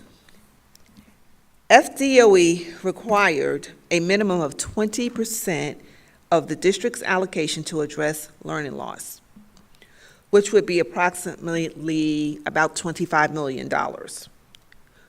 We are projected to spend at this point $64,990,176 on academic acceleration alone. Some of these funds was utilized for intervention materials and resources. This helps support classrooms during their MTSS block. Principals on assignment and interim APs provided leadership as well as assisted with mentoring, desegregating data, and participated in intense classroom coaching to support teachers. Selected schools receive additional support staff, such as intervention teachers, content area specialists, pre-K teachers, paraprofessionals, behavior specialists to individualize struggling students' educational plans.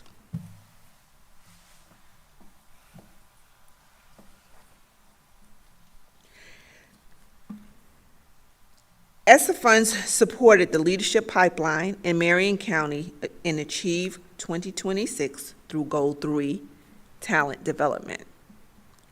To enhance the professional learning of our school leaders through the National Center of Education and the Economy's National Institute for School Leadership Programs, the initial cohort included 10 principals and district leaders. The following 3 cohorts have included principals, district leaders, assistant principals who are seeking to increase expertise in championing change in education. Dually, NISL is identified as MCPS Level 2 Principal Preparation Plan as a component of the program's learning series in which assistant principals participate in order to obtain their school principal certification. To date, there are 80 administrators that have participated in this program.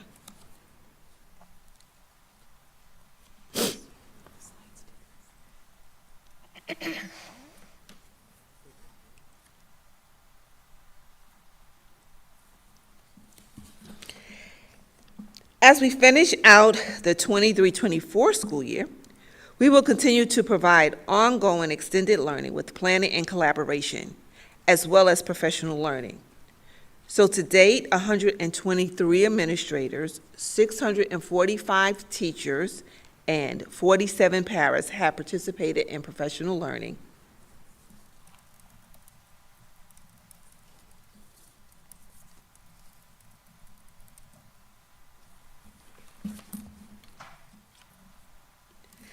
ESSA 3 funded the purchase of supplemental materials to assist with student progression. District-wide, 41% of students in ELA were on grade level by Progress Monitoring 3, a difference of 16% from where they began during Progress Monitoring 1. There was a 39% increase in math. 47% of those students were proficient by Progress Monitoring 3.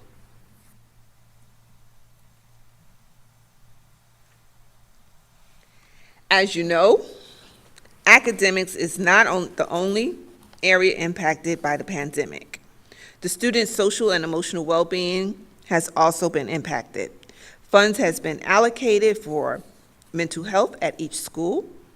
In addition, each school hired a parent engagement liaison.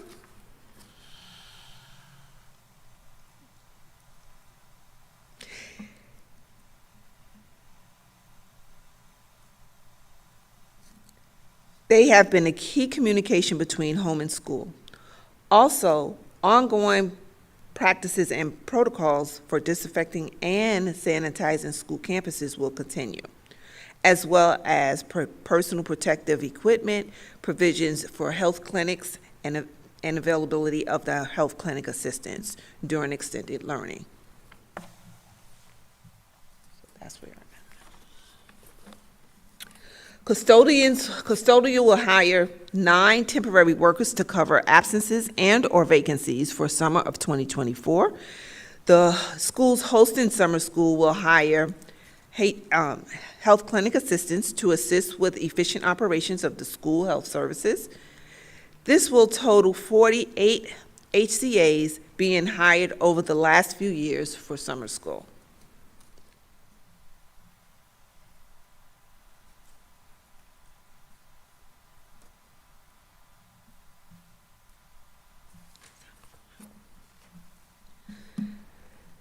By hiring and contracting, we were able to provide over 200 students mental health services.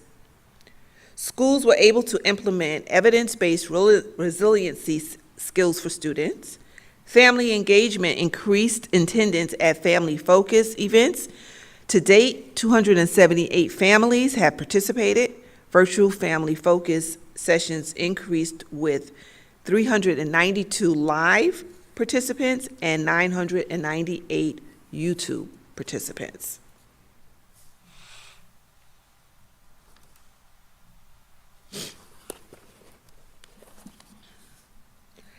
Funds continue to pay for the licenses agreements we have with PowerSchool, the data dashboard, and Canvas.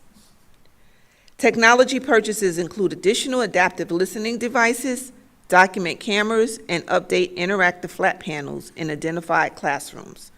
With the increased need for the online platform, Technology District computers infrastructure has been upgraded.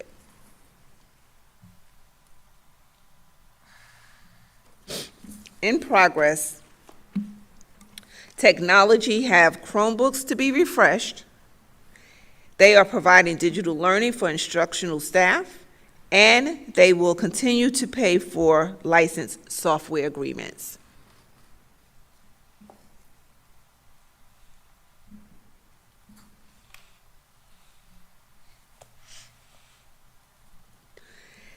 The impact due to technology initiatives: the data dashboard provides administrators with actionable data to address areas of concerns. Infrastructure impacts all areas of instruction, ensuring that they have reliable network. Sound systems are providing and improve acoustics learning environments. And interactive flat panels provide teachers with tools to promote authentic engagement and enhanced visual learning.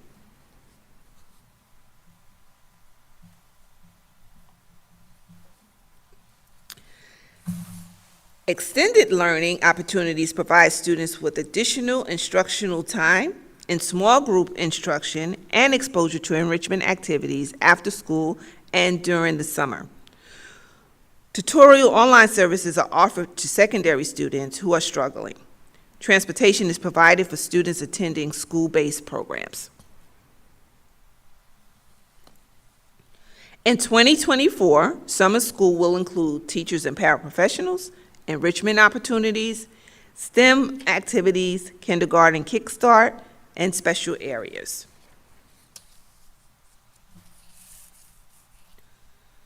During summer and/or after school, 1,613 students were able to participate in a summer program.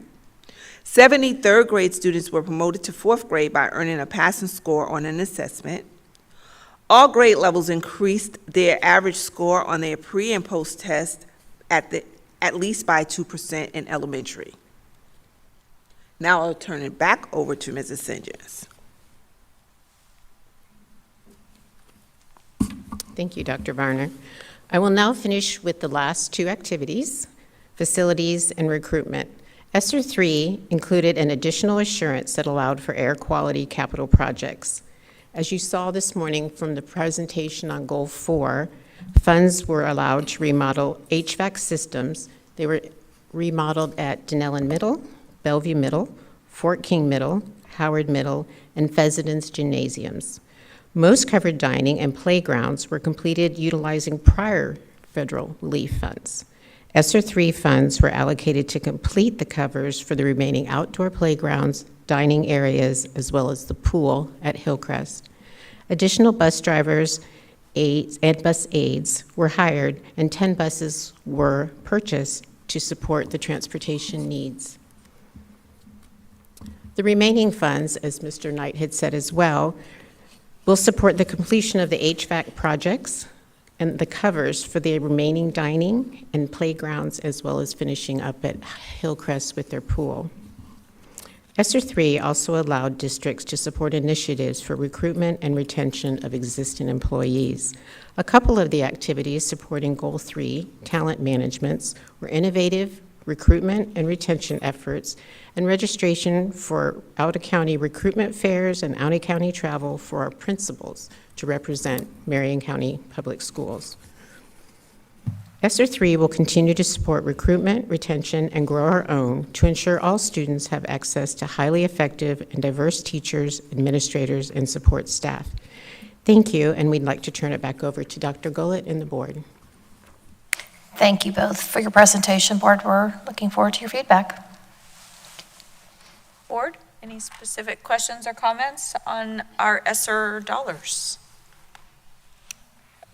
Vice Chair? Sure. Thank you for the great presentation. You know, as I've listened today to all of the information that has been shared, there's just great improvements and sense of urgency for doing so many things, and I can't appreciate it more. There is such an importance, I think, at this point for the community to hear all of this and really amplify it, because when I think about all of the opportunities that are available here, everything from food to good air to breathe, updated systems, technology, you name it. And we're all paying for it as taxpayers, right? I mean, we like to say free lunch and all of that, but in the end, we're all paying for it in some ways. So might as well avail yourselves, because there are some just really great things happening and opportunities across the board in Marion County Public Schools. And I'm really proud to be part of it, and I'm really grateful for all of the work that is going into making this district shine. So globally, thank you. Thank you, Vice Chair. Dr. James. Thank you for that update. I think that we've maximized the utilization of the funds over the last 3 years and been as creative while rule following as possible. I'm sure everyone's, but I'll speak for myself, concern is that as we navigate the next 12 months and head into September of 2024, what the discussions that we will have to have as we navigate what this looks like. Because while we've gotten very comfortable and grateful for the money that has come and the things we've been able to do, I know that as a board member myself, my priority is going to be to continue to maintain the supports we've given to schools as we navigate into this conversation. And I know that it's forthcoming. Ms. Boston Ellis and I have talked a little bit about it, and we're going to have to close the gap somehow. And I know the team is working diligently on being as strategic as possible on how we will do that. But I just feel compelled to say, as a board member, my priority is going to be maintaining the supports we've given to schools, because when I go and visit schools, what the schools tell me, it's a very, very few and far between that a school leader would say, oh, I'm good. We have everything we need and more. There are a few, and they're usually men who are just a little bit more laid back. But all of our schools need all of the supports they have right now. And so I can't see how we could navigate personally with releasing those supports that have been so necessary for the last 3 years. So I say that to say I look forward to the probably lengthy conversation we will have about how to navigate as we step away from this funding source and transition into back to the good old days, I guess you could say. So, which were not as flourishing with money. But thank you for your update. I appreciate it. Thank you, Dr. James. I'll go ahead and piggyback there, because that's very similar to what my thought process was. I'm certain that this is already happening, but again, as a board member, I sit here looking at the numbers of supplemental school-based staff we've funded out of this, the numbers of academic interventions and supplemental materials. So I appreciate the word supplemental that's been used multiple times. We know that we have other positions all throughout this district that have been funded by grants for years, whether it's Title I, Title II, you name it, all the titles, all the ones. I know that this year specifically, and I'll speak specifically to District 1, we had a couple of schools that are no longer Title I, especially in District 1. And so they might have had Title I funding before, and this year they don't. So if they had employees funded out of that, we either had to get creative, or you're in a grant-funded position, I'm sorry. And so I am curious to know, and this is kind of a rhetorical question at this point, but I am curious to know what positions right now we're saying you're in a grant-funded position and come September 2024, I'm sorry. Because in fact, your position was supplemental and it was funded by a federal grant that we are not going to have access to ever again. Lord willing, we are never going to have access. I mean, we're grateful, certainly, to the hundreds of millions of dollars that came to us from the federal government, but we know why it came to us. And it came to us because of a worldwide pandemic, and decisions were made at the federal level to inject cash into schools because of the challenges our students had. We completely understand that. So Lord willing, we never have one of those pandemics that results in this kind of influx of cash, and who knows who's printing it and how it's being backed up. But that's just a philosophical thought process. But my hope is that we are already forecasting, and maybe it's Dr. Gullett or whomever, or maybe it's just, we'll leave it rhetorical for now. But we are forecasting what this looks like 12 months from now, 6 months from now, 8 months from now. I know Ms. Boston Ellis and her team are probably already looking at the budget for next year, and we know that that's, coming sooner rather than later when you think of all that has to be done. So my thought process was exactly the same as what I'm hearing here. Wonderful presentation. All of the detail is here. The questions I've gotten in the community, how is that money being spent? Well, I can tell them, go to the November 2nd work session. The PowerPoint is there. It tells you in detail what all this $127 million has been used to fund now until September 30th, or December 2021 to September 30th of 2024. But I do still have significant concerns. And also from a data standpoint, what interventions and supplements have worked more than others? Because we know we had a gap. We know we had significant issues that occurred because of the pandemic and students that had learning loss and all of. So the hope is by now we've been able to see, okay, we've either caught up. I mean, we've seen a lot of data today. Like there's lots of things. All of these presentations kind of piggybacked on each other, so you're all touching on the same kind of things to some degree. But as we are looking at which ones worked, is it more people that we need always? Is it better systems that we need always? Is it additional curriculum that we need always? And what is that? And what does that look like? And how is it that we can then say, okay, well, we've been able to achieve this level in this school year, but guess what? We're going to take some steps back as soon as XYZ happens. I, as a board member, don't want that to happen. I don't want us to go back and say, well, because we didn't have ESSER dollars, we weren't able to meet our 2026 goals. We were only able to get up to this point that we could in this school year. And so, to me, that's a challenge because it doesn't present a full picture. We know what our gaps are in funding. We know we have a finite amount of resources. We know that the legislature gives us resources based on the number of students we have in our school district and what their needs are specifically. Beyond that, how else are we bringing in money? We have grants, Title I, all the titles. I'm just going to keep saying that. We have grants, but beyond that, we have to figure out how to live within our means and also get the job done of helping every student succeed. Okay, that's my diatribe. Any additional comments, board? Yes, Ms. Conrad, thank you. And I'm going to make it brief because my fellow board members have really said everything that I have been thinking. And one, thank you for the presentation. It was very detailed, and I appreciate that. It does help in our discussions in the community, so thank you so much. My concerns are the same as the two Ps, people and programs. And so as I look at the list of programs, a lot of them look like they're annually, so they have to be renewed each year. The only one that I can see is UFly, and I know that that's in our classrooms. I don't know what the renewal is as far as our consumables, those types of things. And so that is something I would be interested in knowing more about as I look at this list of programs. What do we get to keep?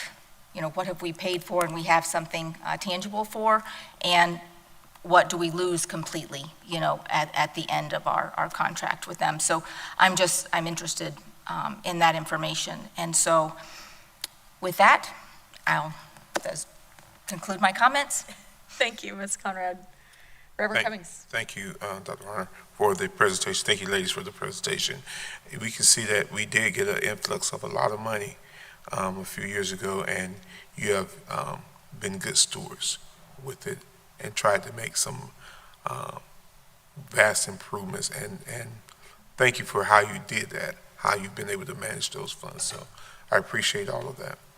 I'm good with my comments. Thank you. Dr. Gullett.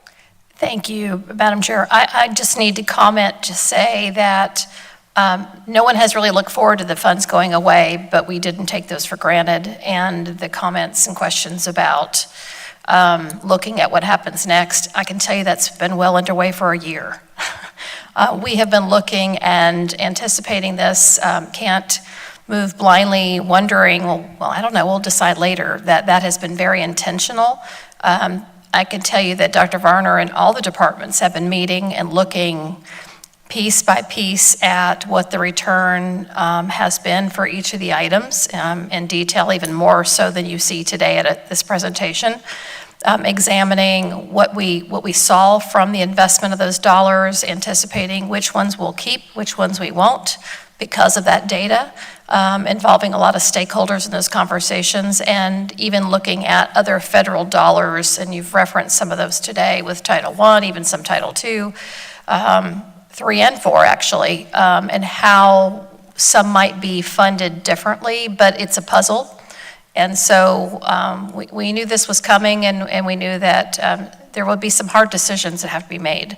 The other piece I would like to make you aware, Board, is that I have already expressed to my team that for any staff members that might not be funded right now fully for potential conclusion of this, that they are told face-to-face and there's conversation directly with, we're working these things out, but please understand these were temporary dollars. And so human resources is a key part of this puzzle, and we'll provide more updates to the Board as those are finalized. But well underway, a lot of work, a lot of information gathering, and particularly with schools even, with understanding that we can't maintain it all, and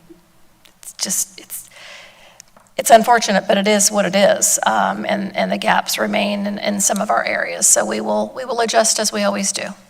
Thank you. Thank you, Dr. Gullett. Hearing no other comments, thank you, ladies. Is there any public comment on this item? Seeing and hearing none. Thank you again. Appreciate your presentation and the detail with which you shared it. Just super grateful for all the work that I know this has been when you took over the position of Director of Grants and Federal Programs, you didn't know what was coming. And all of a sudden, the hundreds of millions of dollars that flooded that. Yes, thank you for your hard work, Dr. Varner, and the diligence with which you've done it. Super grateful. We just appreciate you.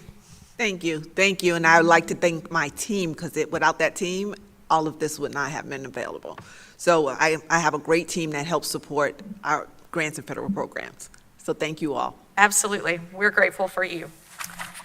Okay, moving on to board member comments and concerns, and we will start with board services. Ms. Martinez, anything from Board Clerk's office? No, Madam Chair. Thank you so much. Attorney Powers, anything from legal? Just a reminder to all staff that open enrollment ends tomorrow. And so, of course, speaking as an attorney who has had to work on probate cases and things like that, please, everyone, check your beneficiaries, make sure everything is all set up and that you are ready to go for the future. Make those future plans now. Thank you, Attorney Powers. Dr. Gullett. No, I think it's been a full day, so thank you. Thank you, Dr. Gullett. Dr. James. Nothing major. I just wanted to mention I'm still interested. We get the daily attendance report, and I look at that every day. I'm specifically following certain schools. I'm still would love to see the percent occupancy for the campus. And I know Dr. Gullett, Mr. Ayers had mentioned that he's still trying to work on that, but it would paint a clear picture for me to understand that number, because the number is only as valuable as how much space is taking up the campus. And so I'm still really hopeful we can get that. That would really help paint a clear picture for me. Madam Chair, may I address that? Go ahead. Thank you, Board Member James. We are still working on that because we have the FISH numbers, what I call the facility occupancy, but also the programmatic. So I used the example last time, Hillcrest is one. You would not necessarily expect to have 18 to 22 students in a certain class based on needs. So we're trying to figure out how best to do that because we know the programmatic number may change. The facility number is fixed and is associated with state data and state requirements. So we understand the request. We're trying to do that, but we want to be really careful to not provide data that may be misunderstood and out of context, if that makes sense. We're working through that. Mr. Ayers is still really working on that. Thank you. Thank you. I think Vice Chair Thorough had. With that, that is an important distinction because we have special programs that are capped at 6 students. Yes, definitely. I mean, we've all talked about it. There are certain schools that we're really following. We talked about Westport going over 3,000, but then we have charter schools that are continue to fall. And so as we look at that number, I just want to have and maybe we could just email Mr. Ayers even and just to get specific schools capacities, or I'm just really, as I visit schools, I have like a few lists of things I ask. One of them is, how much space do you have? And some say, well, I have this, but I'm using it for this, or I have, which is functionally working for their site. And then others are like, I don't know, students are going to be, I don't know where next year because they're completely out of space. So I just want to have a grasp on that. So when I talk to community members about where we are, I have a really clear way to articulate just how full they are. If I may, if the board is comfortable, we can do the fish numbers, which is the state number. And I would just say, and this is my last update with my team when I talked about it, was I would put an asterisk on there to indicate that's what this number is based upon. It may not reflect all the programmatic needs. If that will suffice, we can do that. We have that data. I would just provide some caution to what it does and doesn't mean it. And especially as was shared by Chair Thrower, I mean, we have special need classrooms at a number of our schools, and so I would make sure that that was represented. If you want to proceed with that, we can do the fish numbers.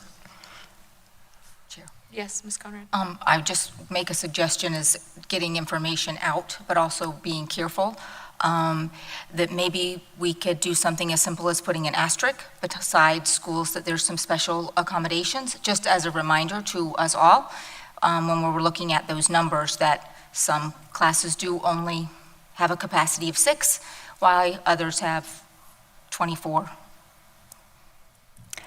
I was thinking about putting the asterisk for the whole page. I don't, and the reason for that is I want to be really careful to protect any of our students, and sometimes those numbers ebb and flow, and sometimes they're just down to a few. So I wouldn't want to inadvertently sort of provide some identifiers to students and populations. I would be more comfortable with having it as a whole, and, we can provide more information as needed. Yeah, I'm personally comfortable with whatever way it's presented, as long as a definition for the way the presentation comes, so that we understand from a clarity perspective. Because I don't believe portables are included on fish reports either. I could be wrong, but I don't believe portables are a part of fish report. Only those that are identified by the state, and we have a number that are outside of that. Correct. Over That's 25 another years. one of our challenges. So it's not necessarily going to be the most accurate number when you're looking at a site with a significant amount of portables as well, older portables specifically, which 75% of ours are aging over 25 years very soon. So for me, and it doesn't, there's only pockets of our community that are really completely maxed out. So it doesn't necessarily have to be a district-wide on this sheet, as much as maybe Mr. Ayers could just say, this school is at this much capacity and this school is at, because I'm really more concerned about the specific areas of as we're building 2 new schools in Marion Oaks area, greater community, those schools are also, we rezoned, but now we're going to be approaching schools already almost needing rezoning again, which we're probably not going to do, right? Because we're going to do it again in a year. But there are parents and community members asking questions like, what are you going to do next year? And so sometimes having some clear numbers just helps provide a little bit of understanding. Vice Chair. I appreciate this conversation, and I sure understand where we're trying to go with this. I'm also becoming even more deeply concerned about providing incomplete information that then is, by its nature, inaccurate. I don't know. And it's tough because community members, they want to know specifics. And if it was only that easy, and if it was only not that gray, because according to FISH, we have all kinds of capacity, you know? According to total capacity overall, well, there's plenty of capacity. I don't know one parent that really wants their child shipped from Marion Oaks up to Fort McCoy, you know? And there's been conversation about this at the state level, that they'll just maybe take over redistricting. Because then it'll be, you know, but we're still gonna get the complaints in the end. So I get the rationale, but how to execute that, to me, But we have to, I would say that if not that, then what? We need to have a definite way to articulate the indefinite. I guess that's what I'm looking for, is to land on a way that we communicate internally. Maybe it's not the FISH report, and we agree that that's not the clearest way to paint our picture. And I do acknowledge Mr. Ayers is working on it, but I would like to come to a conclusion of how we're going to articulate our capacity collectively at each site, and then that is how we define it going forward, and then share that, because we gotta land somewhere so that we can properly, at least for me as a board member, when I talk to people about it, I want to be able to paint that very clear picture in the community. And I completely hear and acknowledge that the FISH report is muddy at best, so. Madam Chair, I have a suggestion. When you were talking, it occurred to me, remember before Mr. Ayers has presented charts with the open enrollment and the numbers, the capacity, where we are, and we've done that recently with rezoning. I could have him resend that. I think that provides perhaps the information you're looking for. Remember the charts that he's created when we went through that process, and if not, then we can reconvene and look at some other ways to do that as well. But he's already created those and has shared those. We could provide updated charts. Yeah, I think we could just have updated numbers, at least for our hotspot areas, our schools that we all know are booming very quickly, and students are enrolling in fleets, so that we can have numbers at our hand to communicate with the community when we're visiting. That would be helpful. And then how Mr. Ayers defined how he got to those numbers, so that we can all, with the same definition, articulate how he landed there. That would be helpful. I gotta say one more thing. Sure. Yes. I agree, and I was flipping back to our interlocal agreement, and one reason why it took a year to get this done was trying to get all the definitions in place. You know, the COFTI, the Educational Plant Survey, the FISH report, you know, programming. I was just leafing through the various definitions, because this is something that, you know, we struggled with a lot as a technical working group. Well, how are you defining this? And, you know, student stations and, Right. Good Lord. Right. Getting flashbacks. So I hope that we can wrap our arms around this and come up with something as straightforward as possible, because the community deserves to know.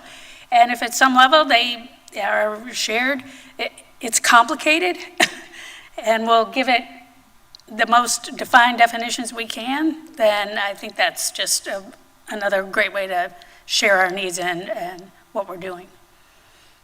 Thank you. That was my only comment. Thank you, Dr. James. You ignited something, man. Reverend Cummings, nothing. Okay, Ms. Conrad. Oh, real quick, I just want to share two things. I visited FAFO on Sunday with my daughter, and we walked around, and I just want to give a shout out to our art teachers and our music teachers, because there were children everywhere performing and standing by the artwork, taking pictures with their families, and it really was a great celebration, much of which began in Marion County Public Schools. And so just kudos, it's a lot of work on the weekend for their teachers to have them there performing, and a lot of preparation putting their artwork up, but it really was a beautiful event, and so I just wanted to share that. Another thing, I just wanted to give a shout out to our teachers. Last night I was listening to or participating in some interviews for Golden Apple, and read through about 50 portfolios, and there's definitely a common thread. The exceptional teachers that we have, almost every single one of them had exceptional teachers in their life. And so I just wanted to remind our educators, all of our staff members, what an important role they play each and every day in our students' lives, and that for many of them it sticks with them their entire life, as you're sitting and visiting with and listening to stories from adults, remembering, you know, the teacher that had granola bars in her closet, or the teacher that had a coat for them, a teacher that worked with them after school if they were struggling with math, a teacher who was there when their parent passed away. All of those things have been brought forward, and they're all extra on top of teaching and educating our children. And so I just wanted to say thank you for everybody who is in contact with our students here in Marion County and for the work that they do every day. Thank you. Thank you, Ms. Conrad. Vice Chair Thrower. Thank you, and yeah, just two quick things. It sparked my thinking about capacity and so on, and just looking back at the interlocal agreement, there's almost 5 pages of definitions in a 19-page document, and so many of which are related to capacity and how students are counted and things like that. So I sure hope that we can come up with a way to convey that information that is very concise and understandable to the layman. I know that would help us. I just wanted then to make a quick comment about resiliency. Yes, to get the infusion of funding that we got came with a very high price. You know, no one wants to go through what we went through to get 1 cent, let alone all the money that we received. It was a tough time that we're still working our way out of. But I will say this, when it comes to resiliency, it was pretty impactful, the Great Recession. Ocala was one of the epicenters of the Great Recession. And there are folks that may recall that all of the first and second year teachers were laid off during that time. And it was pretty terrible. And then right about the time that it looked like it was going to continue to be terrible, we got an infusion of ARA funds from the federal government. The bad news about that was that it came too late, and a lot of our fantastic, first and second year teachers had gone on to other districts and found other jobs. So I guess my point is that in life, and especially in public education, there's always going to be adversity. It's how you deal with it and how you plan for it and how you come through that makes the difference. So my bet is on us, and I'll continue for it to be on us, and I remain so appreciative of the proactive work and planning, because it is going to be a challenge, I'll certainly say that. And so with those thoughts, that's all I have. Thank you. Thank you, Vice Chair. Thank you for the comments from all the board members, and for especially acknowledging FAFO, because it really was a lot of fun walking through and seeing all of the student artwork and all the performances. My goodness, our students are so incredibly talented. A couple of things that are a little bit of just informational for you, board, because I've been getting emails while I've been sitting here and things that you all need to know. So one of them I just received, and I forwarded it to Attorney Powers and Dr. Gullett, as well as Ms. Martinez, asking for them to send it out to you because it just went to the legislative subcommittee. The Department of Education and Commissioner Diaz has sent a list of deregulation recommendations to the legislature, and we'll be doing that presentation next Tuesday at 3:45. So I'm not certain when board members are going to be traveling up next Tuesday. I know we'll be there on Wednesday, but if we happen to have the availability, any one of you to be there, it might actually be interesting to see in person.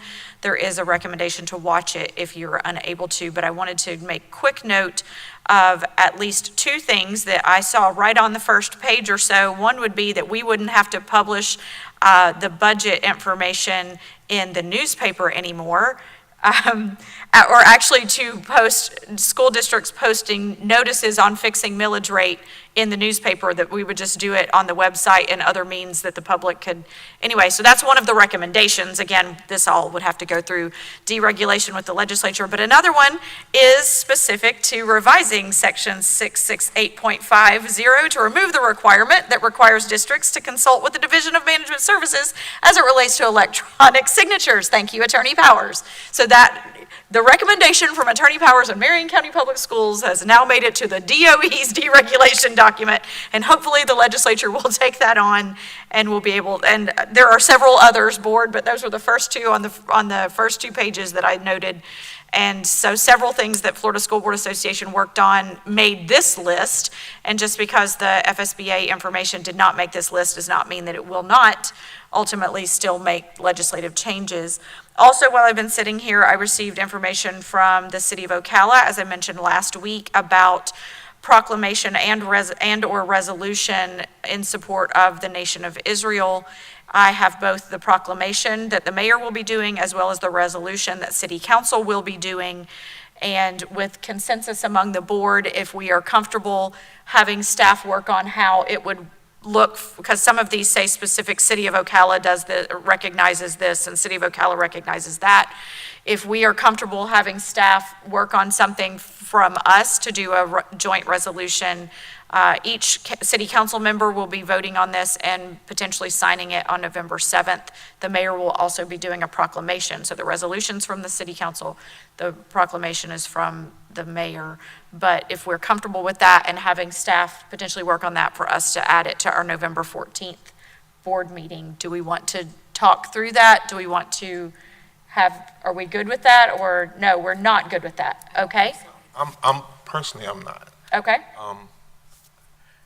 I think we're treading somewhere that this board doesn't really need to go. We have all types of students in our school district. We deal with all types of people. I understand the plight. I understand that, but I don't think that's somewhere that this board needs to go, personally. Okay. Ms. Conrad? I tend to agree. I personally agree and agree. I don't think, I think that the school system is a different position than the city or the county because we represent children. And so I'm not sure that I'm comfortable signing on to that at this point. Okay. Additional thoughts? I know that I'm not comfortable. I don't think that it's part of what we should focus on. We have individual feelings about it and share empathy for what is happening, but I don't believe that it's the place of the school board to make a stance on it. Thank you. Vice Chair? This is a tough one.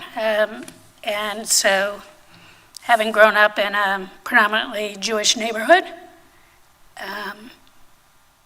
my emotions and thoughts run very deep. But as a sitting school board member, I need to remember my role, and my role and what we're legally obligated to do is welcome each and every child and treat them absolutely the same and meet their needs where they are, and stay very strong in prayer that the next generation is gonna solve some very long-standing issues that this world has had. So that's where I am with it. Thank you, board, for your comments. I will ensure that this is not a part of our November 14th board meeting. I I'm going to take a little bit of a different position, and the reason is because I can see what the resolution says, and it is speaking strongly against the attack that was conducted, and I believe, as a school district, that we encourage our students to not act in barbaric attacks against one another, and that we, regardless of anything that would provoke such an incident, that we hold our own students accountable, we hold our own employees accountable. And so I personally, and as a school board member, believe that it is okay for us to call evil evil. But I hear the comments from fellow board members and understand the positions, and there is not a consensus or even a majority to move forward with this. So the school board of Marion County will not be putting forth a resolution similar to what the city and potentially the county will be doing as well.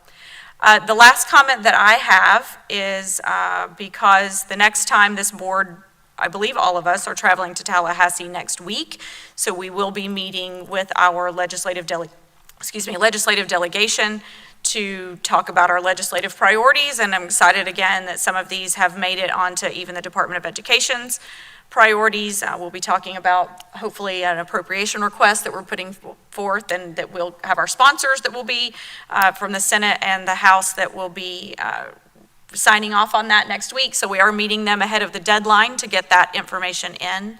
But I also wanted to say that it has been my pleasure serving as the chair of the Marion County School Board, because this most likely is the last meeting that I will be serving in this capacity, because on November 14th, ahead of our next full meeting at the dais, will be our reorganization meeting. So it has been my pleasure, and I believe with no other comments or any other business, Dr. James. Do we have an agenda for next Wednesday? I believe Jessica Janasiewicz was working on that for us, and she wasn't going to have confirmation from all of the different offices until late yesterday afternoon. So we should see something either today or tomorrow. Okay, I'm traveling the morning of, that's why I ask. Understood.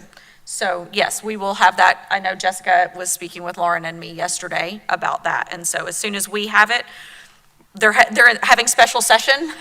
Yes. So that has caused a little bit of a hiccup in what the plans were, but as soon as we get that, we'll have that information. Thank you. And share it out.